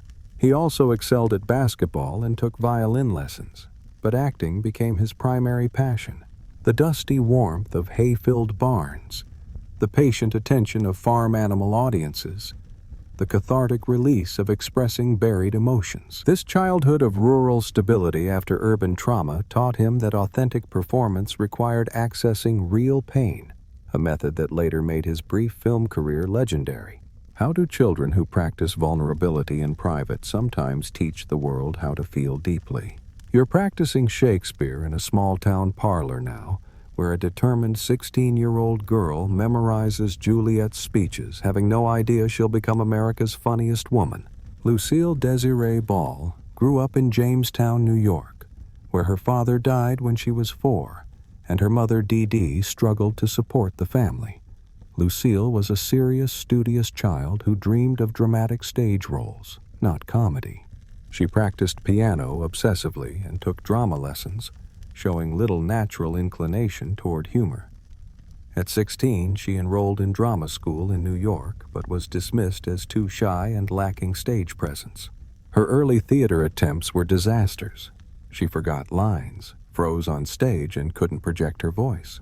The disciplined repetition of dramatic exercises, the frustrating gap between aspiration and ability, the humbling experience of repeated failure. This childhood of serious artistic ambition thwarted by initial failure taught her that success often requires discovering talents you never suspected, and that the roles we resist might be the ones we were destined to perfect. How do children whose first dreams don't come true sometimes stumble into their real calling? You're creating new worlds with pencil and paper now, where a 12-year-old orphan constructs entire languages complete with grammar rules, never suspecting he's building the foundation for Middle-earth. John Ronald Reuel Tolkien became an orphan at age 12 when his mother Mabel died, leaving him and his brother Hilary in the care of Father Francis Morgan, a Catholic priest in Birmingham. Young Ronald showed extraordinary linguistic talent, easily mastering Latin, Greek, and modern languages. But his real passion was inventing completely original languages. He created Napharin at age 7, then developed increasingly complex constructed languages with detailed grammar, syntax, and vocabulary. He also devoured fairy tales, Norse sagas, and medieval literature. Father Francis encouraged his academic pursuits while providing stability and affection. The satisfying logic of grammatical construction, the creative joy of building linguistic systems, the comforting escape into imaginary realms. This childhood of linguistic invention and literary immersion taught him that creating believable fantasy required building it from the ground up, including languages that felt ancient and real. How do children who build imaginary worlds sometimes construct the most enduring realities? You're surrounded by tiny electronic parts now, where a curious 10-year-old boy carefully takes apart radios and televisions, learning that the most beautiful things are often hidden inside ordinary objects. Stephen Paul Jobs grew up in Mountain View, California, where his adoptive father, Paul, worked as a machinist and taught him that the parts you couldn't see had to be just as perfect as those you could. Paul showed young Steve how to use tools properly, emphasizing that craftsmanship meant caring about details no one else would notice. Steve spent hours in the family garage, dismantling electronics to understand how they worked, then attempting to rebuild them better. His adoptive mother, Clara, worked as an accountant and encouraged his perfectionist tendencies. The satisfying click of precise connections, the warm smell of heated electronic components, the quiet pride of understanding hidden complexity.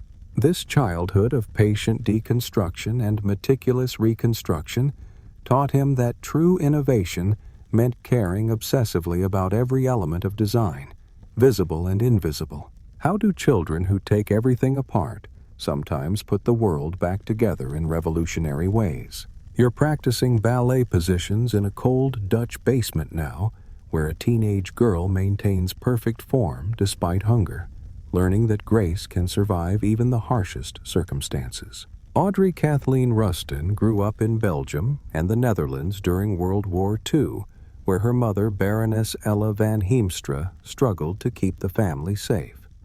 During the Dutch famine of 1944, Audrey survived on tulip bulbs, sugar beets, and whatever food could be found. Despite malnutrition and constant fear, she continued her ballet training, practicing in basements and bomb shelters.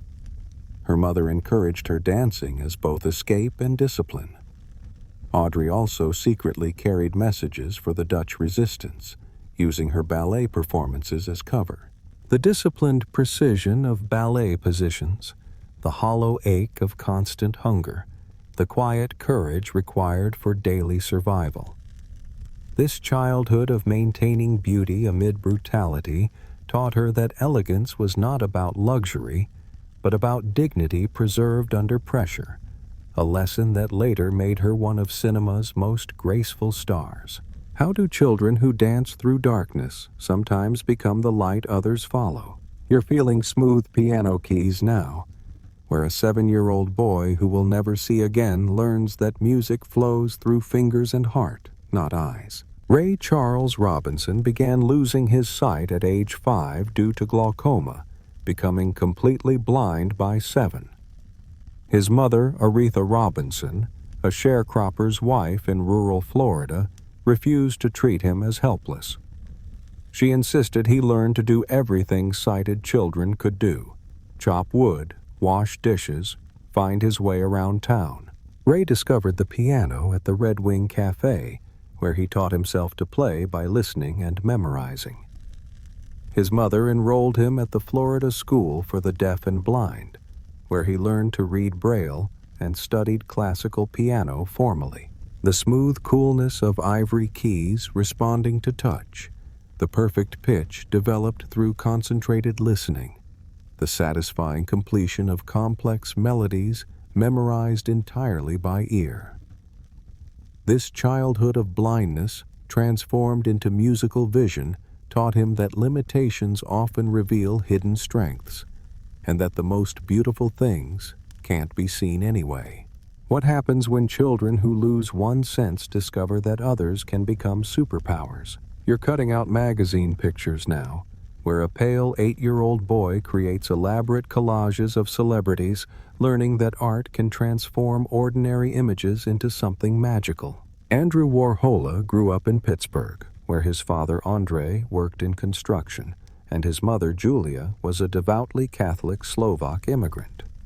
Young Andy was often bedridden with nervous disorders and chorea, St. Vitus's dance, which caused involuntary movements. During these long periods of illness, his mother gave him movie magazines, comic books, and art supplies. He spent hours cutting out pictures of movie stars, creating paper dolls, and drawing obsessively. His mother, also an artist, encouraged his creative interests and even did commercial artwork to pay for his art classes. The gentle rustle of magazine pages being turned, the satisfying precision of cutting perfect shapes, the quiet satisfaction of arranging images into new compositions.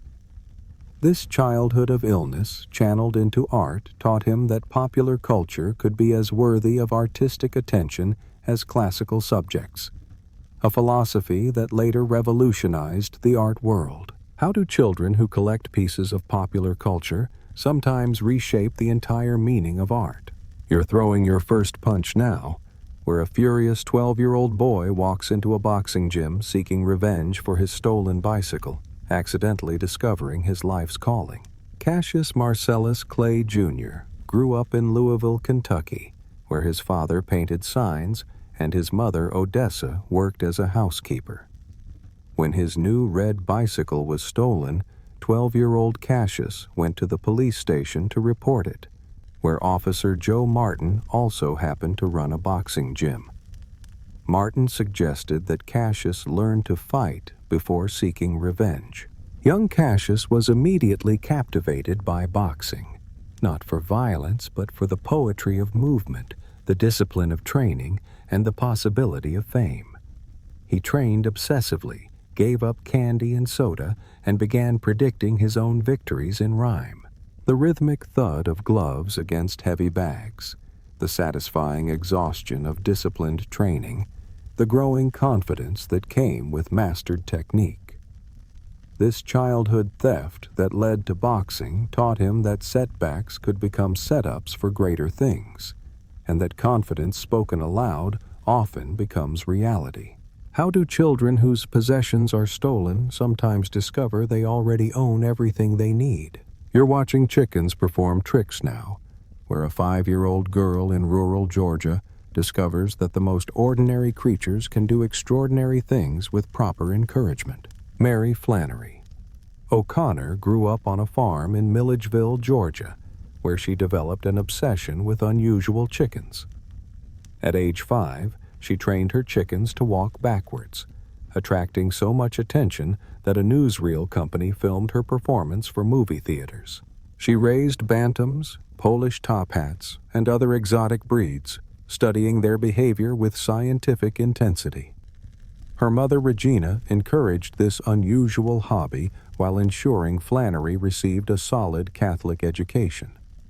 Young Flannery also showed early writing talent, creating stories about her chickens and other farm animals. The gentle clucking of contented chickens, the satisfying scratch of pen recording behavioral observations, the proud accomplishment of achieving the impossible through patience.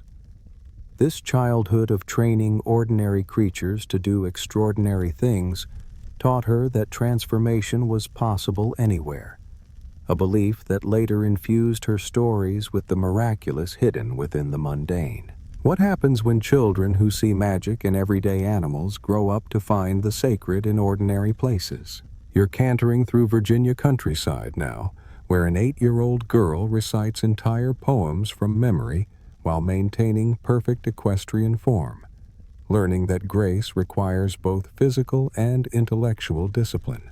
Jacqueline Lee Bouvier grew up between New York and Virginia, where her father John "Black Jack" Bouvier taught her to ride horses with exceptional skill. She began riding at age 1 and competing in horse shows by age 5. While riding, she practiced memorizing poetry, often reciting entire works by Robert Frost and Shakespeare while maintaining perfect posture and control. Her mother Janet emphasized education and cultural refinement, arranging French lessons and art classes. Despite her parents' troubled marriage and eventual divorce, Jackie found stability in the disciplined world of equestrian competition.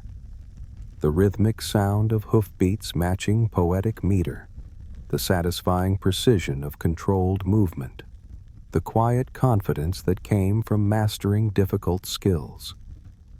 This childhood of combining physical excellence with intellectual cultivation taught her that true elegance required both outer grace and inner depth, qualities that later made her an ideal first lady. How do children who learn to balance in the saddle sometimes become the most poised adults? You're strumming a guitar in a Hibbing basement now, where a restless 16-year-old boy experiments with electric sounds that scandalize his small Minnesota mining town. Robert Allen Zimmerman grew up in Hibbing, Minnesota, where his father Abraham owned an appliance store, and the family lived comfortably in a small, close-knit community. Young Bob was drawn to rock and roll, rhythm and blues, and folk music that seemed to come from a different world than his mining town surroundings. He formed several high school bands, including the Golden Chords and the Shadow Blasters, playing school dances and local venues. His performances were so loud and unconventional that some parents complained. He taught himself guitar, harmonica, and piano, spending hours listening to records and copying techniques. The electric buzz of amplified guitars in small spaces, the rebellious thrill of music that shocked adults, the satisfying mastery of complex harmonic patterns. This childhood of musical rebellion in conservative surroundings taught him that authentic art required breaking away from expectations, a philosophy that later revolutionized popular music. How do children who make noise in quiet places sometimes find their true voice? You're playing in a Grand Estate's kitchen now, where a lonely 6-year-old girl finds more warmth among the staff than in her family's formal drawing rooms, learning that real connection transcends social boundaries. Diana Frances Spencer grew up at Park House on the Sandringham estate, where her family served as friends to the royal family. Despite aristocratic privilege, Diana's childhood was marked by her parents' bitter divorce when she was 6. She found comfort with the household staff, nannies, cooks, and gardeners, who showed her genuine affection while her parents fought custody battles. Diana was a poor student academically, but excelled at caring for others, often mothering younger children and comforting anyone in distress. She dreamed of becoming a ballerina, but lacked the necessary physique. The warm bustle of kitchen conversations, the comforting routine of helping with household tasks, the genuine laughter shared with staff who treated her as a person, not a title.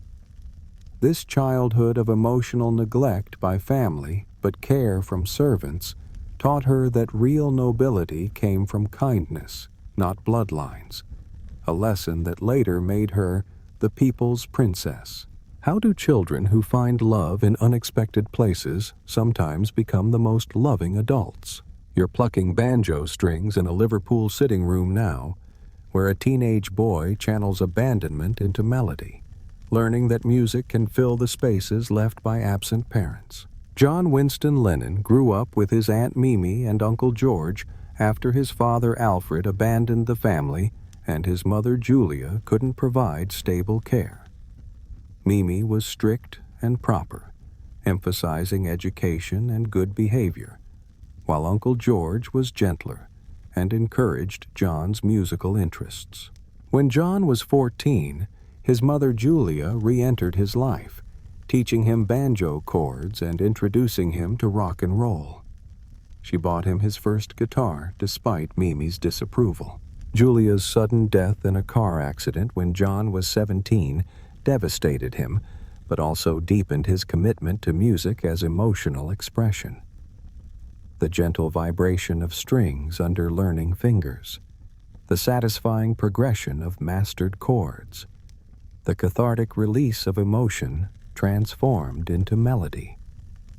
This childhood of abandonment and loss, channeled through music, taught him that art could heal wounds and connect hearts across any distance, wisdom that later touched millions through his songs. How do children who lose the most sometimes give the world the greatest gifts? You're dancing in a cramped living room now, where a 5-year-old boy practices the same moves over and over while his siblings sleep, learning that perfection requires sacrifice most people aren't willing to make.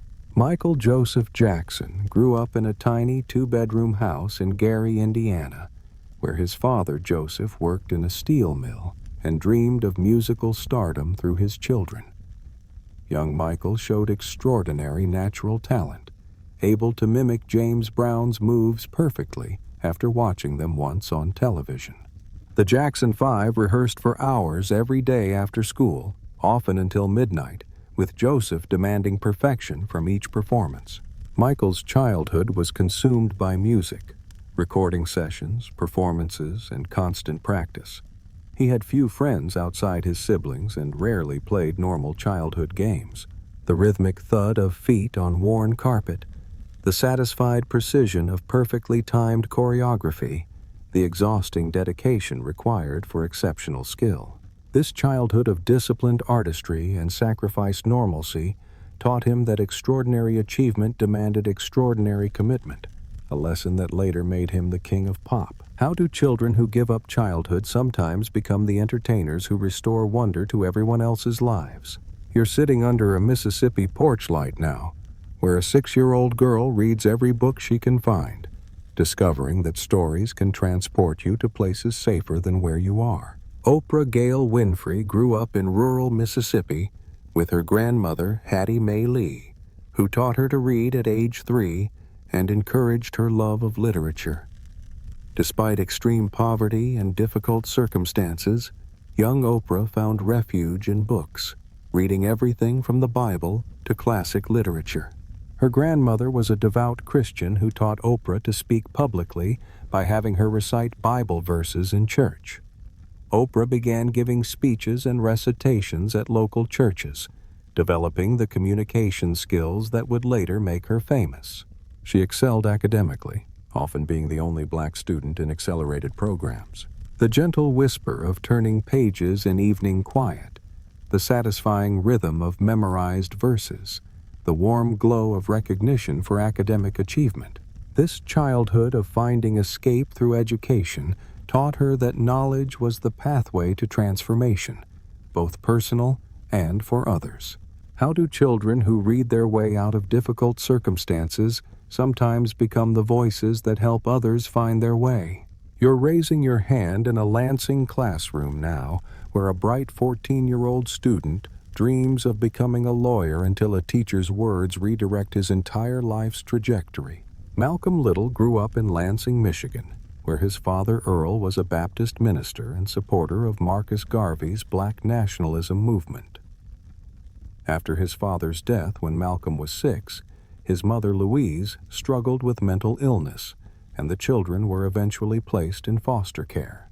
Despite these challenges, Malcolm excelled academically, becoming class president and one of the top students at his nearly all-white school. When he told his favorite teacher he wanted to become a lawyer, the teacher responded that he should be realistic and consider carpentry instead. This moment of crushing discouragement changed Malcolm's path forever. The confident voice of academic achievement, the cruel sting of diminished expectations, the life-altering power of a single conversation. This childhood experience of having dreams dismissed because of race taught him that systemic change required more than individual excellence, understanding that later fueled his powerful advocacy for human rights.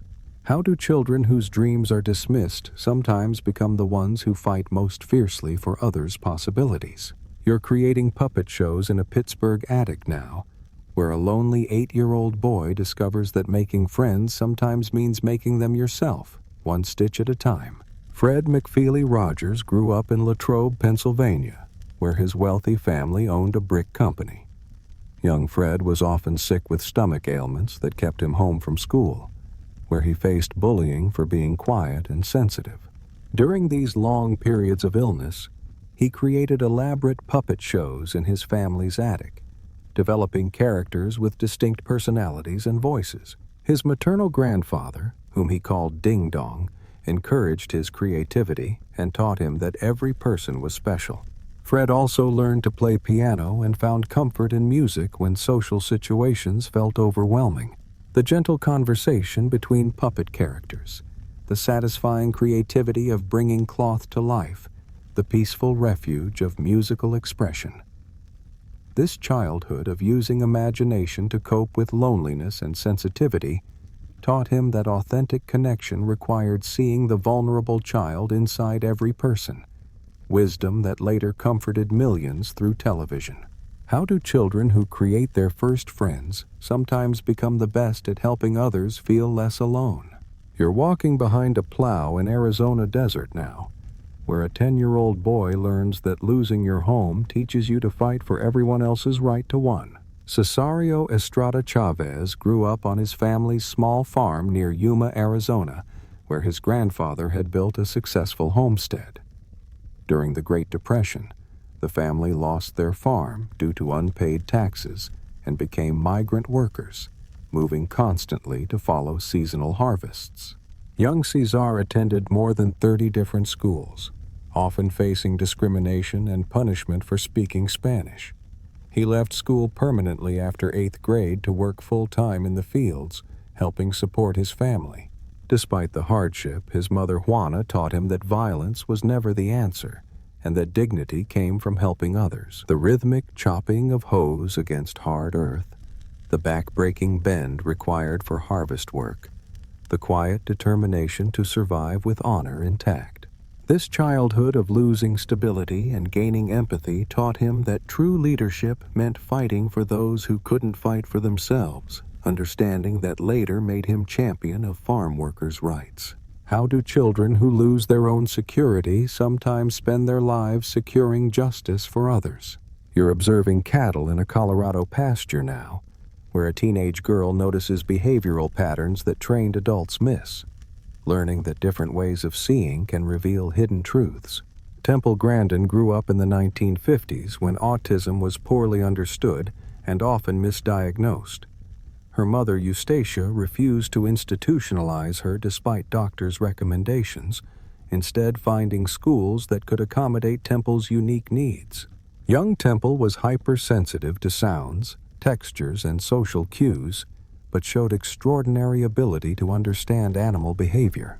She spent summers on her aunt's ranch in Arizona, where she observed that cattle were calmed by gentle pressure and consistent routines.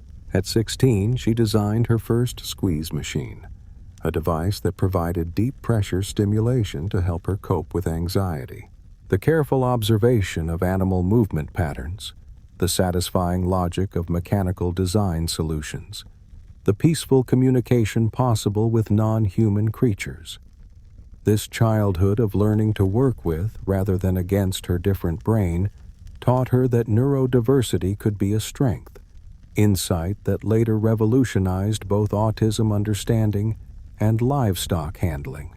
How do children who think differently sometimes see solutions that conventional thinking misses entirely?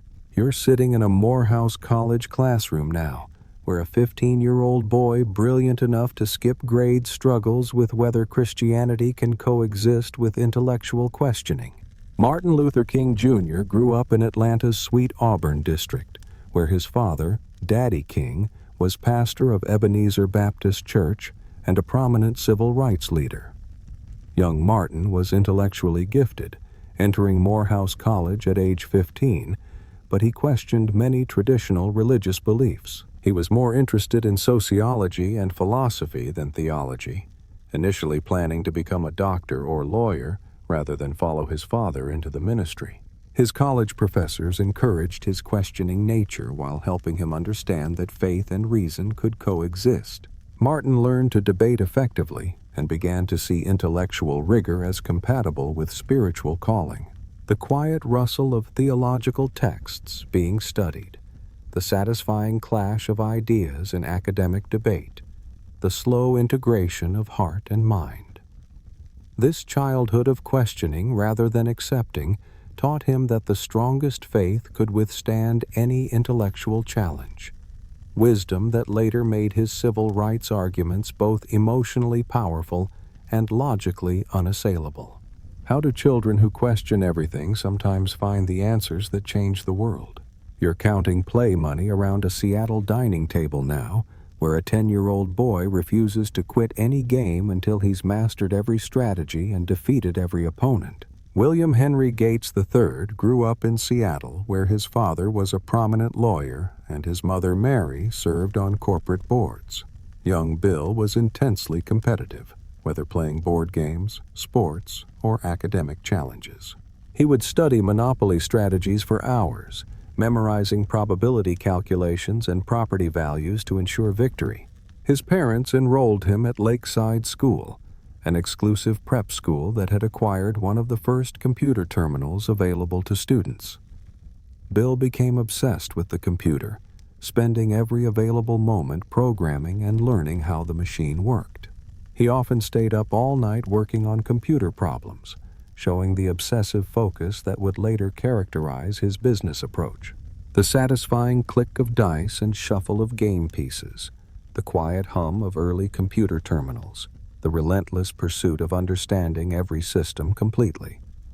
This childhood of competitive intensity and systematic thinking taught him that mastering any field required total dedication, a philosophy that later built Microsoft. How do children who refuse to lose at games sometimes win at changing how the entire world works? You're hiding in an English hedge now, where a 4-year-old girl watches a chicken lay an egg, developing the patient observation skills that will revolutionize our understanding of animal behavior. Valerie Jane Morris Goodall grew up in London and Bournemouth, where her mother Van encouraged her fascination with animals despite wartime rationing and limited resources. Young Jane spent hours observing pets, garden creatures, and farm animals, taking detailed mental notes about their behaviors. Young Jane spent hours observing pets, garden creatures, and farm animals, taking detailed mental notes about their behaviors. When she was 4, she disappeared for hours, hiding in a henhouse to observe how chickens laid eggs, her first scientific investigation. Her mother gave her books about animals instead of scolding her for her long absence.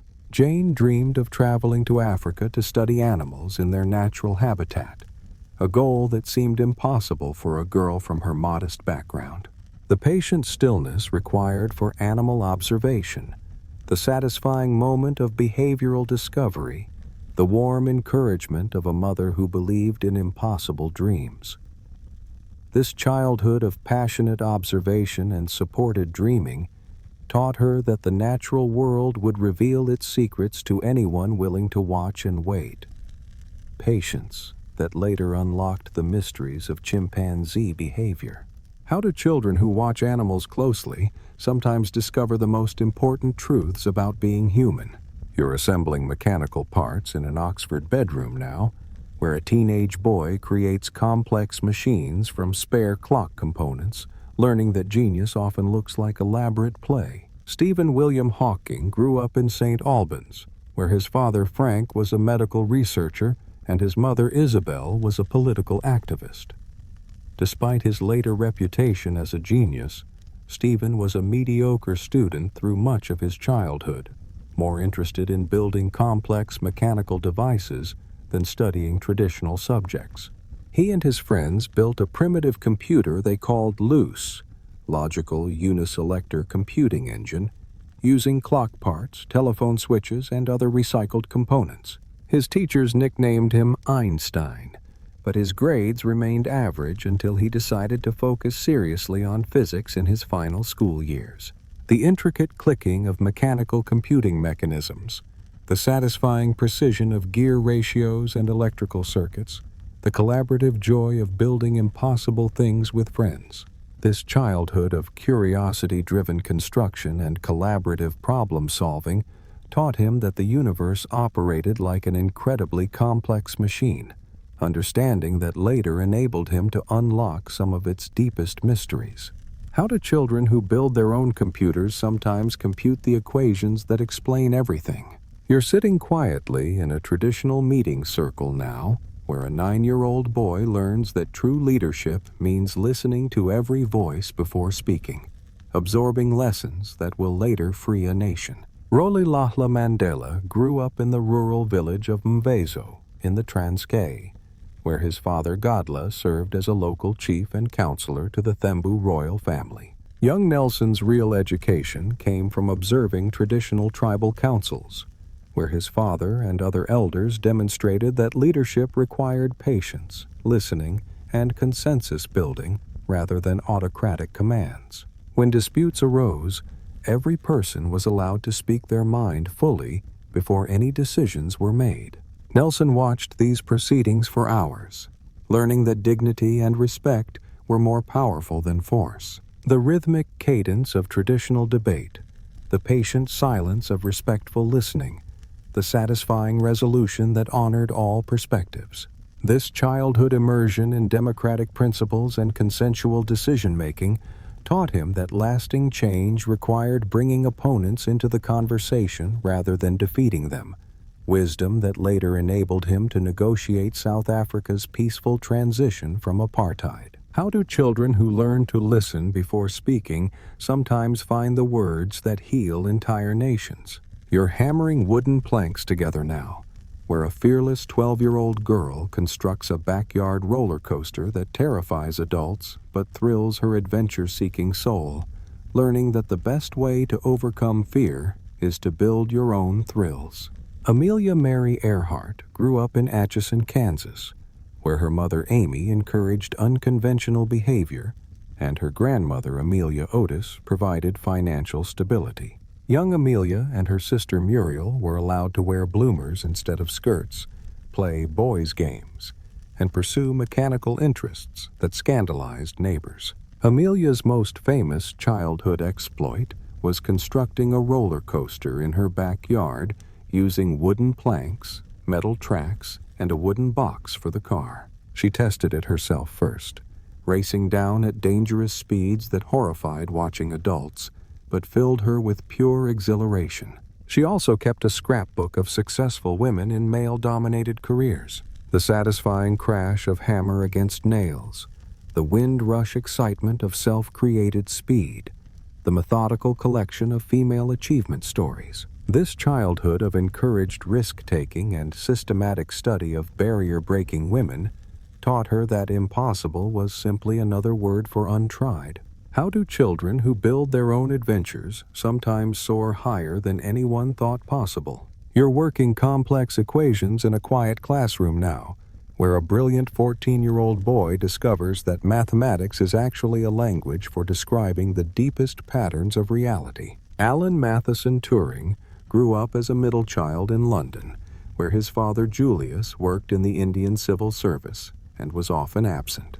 Young Alan was extraordinarily bright but socially awkward, preferring mathematical puzzles to playground games. He taught himself calculus from textbooks and could solve advanced problems that baffled his teachers. At Sherborne School, he was often lonely and bullied for his intellectual interests and unconventional behavior. His first love was Christopher Morcom, a fellow student who shared his passion for mathematics and science. The quiet satisfaction of equations resolving into elegant solutions, the companionship found in shared intellectual discovery, the painful isolation of being different in multiple ways. This childhood of brilliant loneliness and intense mathematical thinking taught him that complex problems could be solved by breaking them into logical components, insight that later enabled him to crack the Enigma code and lay foundations for computer science. How do children who think in pure logic sometimes solve the problems that save civilizations? You're riding across Arizona desert now, where an 8-year-old girl learns to rope cattle and fix machinery, discovering that capability matters more than convention in determining what girls can do. Sandra Day grew up on the Lazy Bee Ranch, a 250-square-mile cattle operation on the Arizona-New Mexico border, where her parents Harry and Ada May expected her to work alongside the cowboys. Young Sandra learned to brand cattle, fix windmills, drive trucks, and shoot rifles with deadly accuracy. The ranch was so remote that she had to board in El Paso during the school year, returning home only for summers and holidays. Her father treated her exactly like he would have treated a son, teaching her that competence and hard work were gender-neutral values. Her mother emphasized education and refinement, but never suggested that Sandra's capabilities should be limited by her sex. The satisfying weight of tools being used properly, the vast silence of desert landscapes, the confidence that came from mastering difficult skills. This childhood of practical equality and assumed competence taught her that gender was irrelevant to ability, understanding that later made her a pioneering legal figure. How do children who grow up assuming they can do anything sometimes prove that assumption correct for everyone? You're questioning everything in a Bronx tenement now, where a curious boy learns that the most important skill isn't finding answers but knowing which questions to ask. Jonas Edward Salk grew up in the Bronx, where his father Daniel worked as a garment worker, and his mother Dora was determined that her children would receive the education she never had. Young Jonas was intensely curious, constantly asking why and what-if questions that sometimes exasperated his teachers. He excelled academically, particularly in science, but his real gift was thinking differently about problems everyone else accepted as normal. He was the first in his family to attend college, enrolling at City College of New York when he was just 15. His mother's immigrant determination combined with his natural curiosity to create an unstoppable drive toward discovery. The persistent questioning that never accepted easy answers. The satisfying moment when different thinking revealed new possibilities. The immigrant family's faith that education could transform everything. This childhood of relentless questioning and immigrant ambition taught him that breakthrough discoveries came from asking questions no one else thought to ask, approach that later led to the polio vaccine. How do children who never stop asking why sometimes find the answers that save millions of lives? You're caring for an adult when you should be playing now, where a 10-year-old girl manages household responsibilities while her mother struggles with mental illness, learning that women's roles aren't fixed by nature. Gloria Marie Steinem grew up in Toledo, Ohio, where her father Leo was a traveling salesman and her mother Ruth struggled with severe depression and anxiety that left her unable to function normally. Young Gloria essentially became the parent, managing household tasks, caring for her mother, and handling adult responsibilities that should never have fallen to a child. This role reversal showed her that traditional gender roles were not natural law, but arbitrary arrangements that could be changed when circumstances demanded it. Her father taught her that she could do anything boys could do, while her experience caring for her mother revealed how women's potential could be trapped by social expectations and lack of support. The heavy weight of premature responsibility, the satisfying competence of managing complex situations, the early understanding that family structures were more flexible than society pretended. This childhood of reversed roles and assumed capability taught her that social arrangements were human constructions that could be reconstructed. Insight that later fueled her feminist activism. How do children who shoulder adult responsibilities sometimes grow up to question why those responsibilities are distributed so unequally? You're slipping bread crusts to hungry children now, where a desperate 8-year-old slave boy exchanges his master's food for forbidden reading lessons, learning that knowledge is worth any risk. Frederick Augustus Washington. Bailey grew up enslaved in Baltimore, where his mistress Sophia Auld initially taught him to read until her husband Hugh forbade it, declaring that literacy would make him unfit to be a slave. This prohibition only increased young Frederick's determination to learn. He befriended poor white children in the neighborhood, trading pieces of bread from his master's table for reading lessons.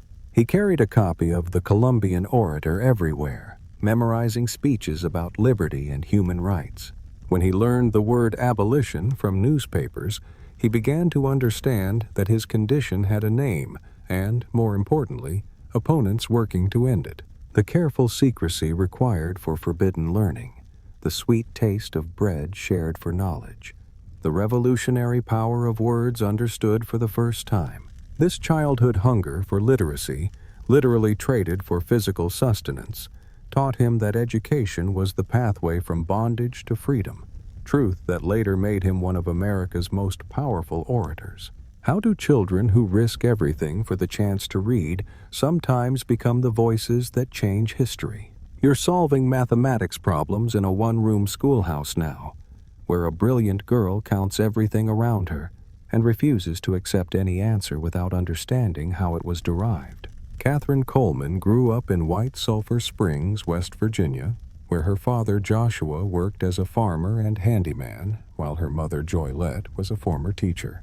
Young Catherine displayed extraordinary mathematical ability from an early age, counting everything she encountered: steps to school, dishes being washed, stars in the sky. Her parents recognized her gift and arranged for her to attend high school in Institute, West Virginia, since her small hometown had no high school for black students. She started high school at age 10 and graduated at 14, already demonstrating the precise analytical thinking that would later guide astronauts to the moon. The satisfying logic of numbers that always behaved predictably, the careful verification of every calculation multiple ways, the quiet confidence that came from mathematical certainty. This childhood of numerical precision and academic acceleration taught her that mathematics was a universal language that transcended social barriers, understanding that later enabled her calculations to literally reach the stars. How do children who count everything sometimes calculate the equations that launch humanity to new worlds? You're walking to school through Taliban-controlled streets now, where an 11-year-old girl carries books like Acts of Rebellion, learning that education is worth defending even when it becomes dangerous. Malala Yousafzai grew up in Mingora, Pakistan, where her father Ziauddin ran a school and believed passionately in education for all children, especially girls. When the Taliban took control of her region and banned girls from attending school, young Malala began speaking publicly about the importance of education, even as the danger increased. She wrote anonymous blogs for the BBC about life under Taliban rule, describing her determination to continue learning despite the threats. Her father encouraged her activism, while her mother, Tor Pekai, worried about the family's safety. Malala continued attending school even as other girls stopped, believing that education was a fundamental right worth any risk. The determined scratch of pencil on forbidden notebooks, the whispered conversations about banned lessons, the quiet courage required to learn when learning becomes an act of resistance. This childhood of treating education as both right and rebellion taught her that some principles are worth defending regardless of personal cost, courage that later inspired a global movement for girls' education. How do children who refuse to stop learning sometimes teach the entire world about the power of education? You're settling into peaceful sleep now, having traveled through 100 childhood stories that reveal the most important truth of all, that every extraordinary life began with the same hopes, fears, and dreams you once held. Throughout these 100 stories, we've discovered that Leonardo da Vinci was an illegitimate child who drew birds, that Einstein didn't speak until age 3, and that Oprah found refuge in books while growing up in poverty. We've learned that the most famous people in history were once children who played games, felt lonely, struggled with school, and wondered what they might become. Some were born into privilege, others into hardship, but all shared the fundamental experience of growing from small beginnings into the figures who shaped our world. Their childhoods remind us that greatness isn't reserved for a special class of people. It emerges from the choices, persistence, and dreams of children who simply refuse to accept limitations. The gentle rhythm of your own breathing, the warm comfort of knowing you're part of this continuing story, the peaceful certainty that every ending can become a new beginning. These forgotten childhoods teach us that history isn't made by distant legends, but by children much like you once were, and like the children around us today who are already writing tomorrow's extraordinary stories. What story will the child you once were inspire you to write in the time you have remaining?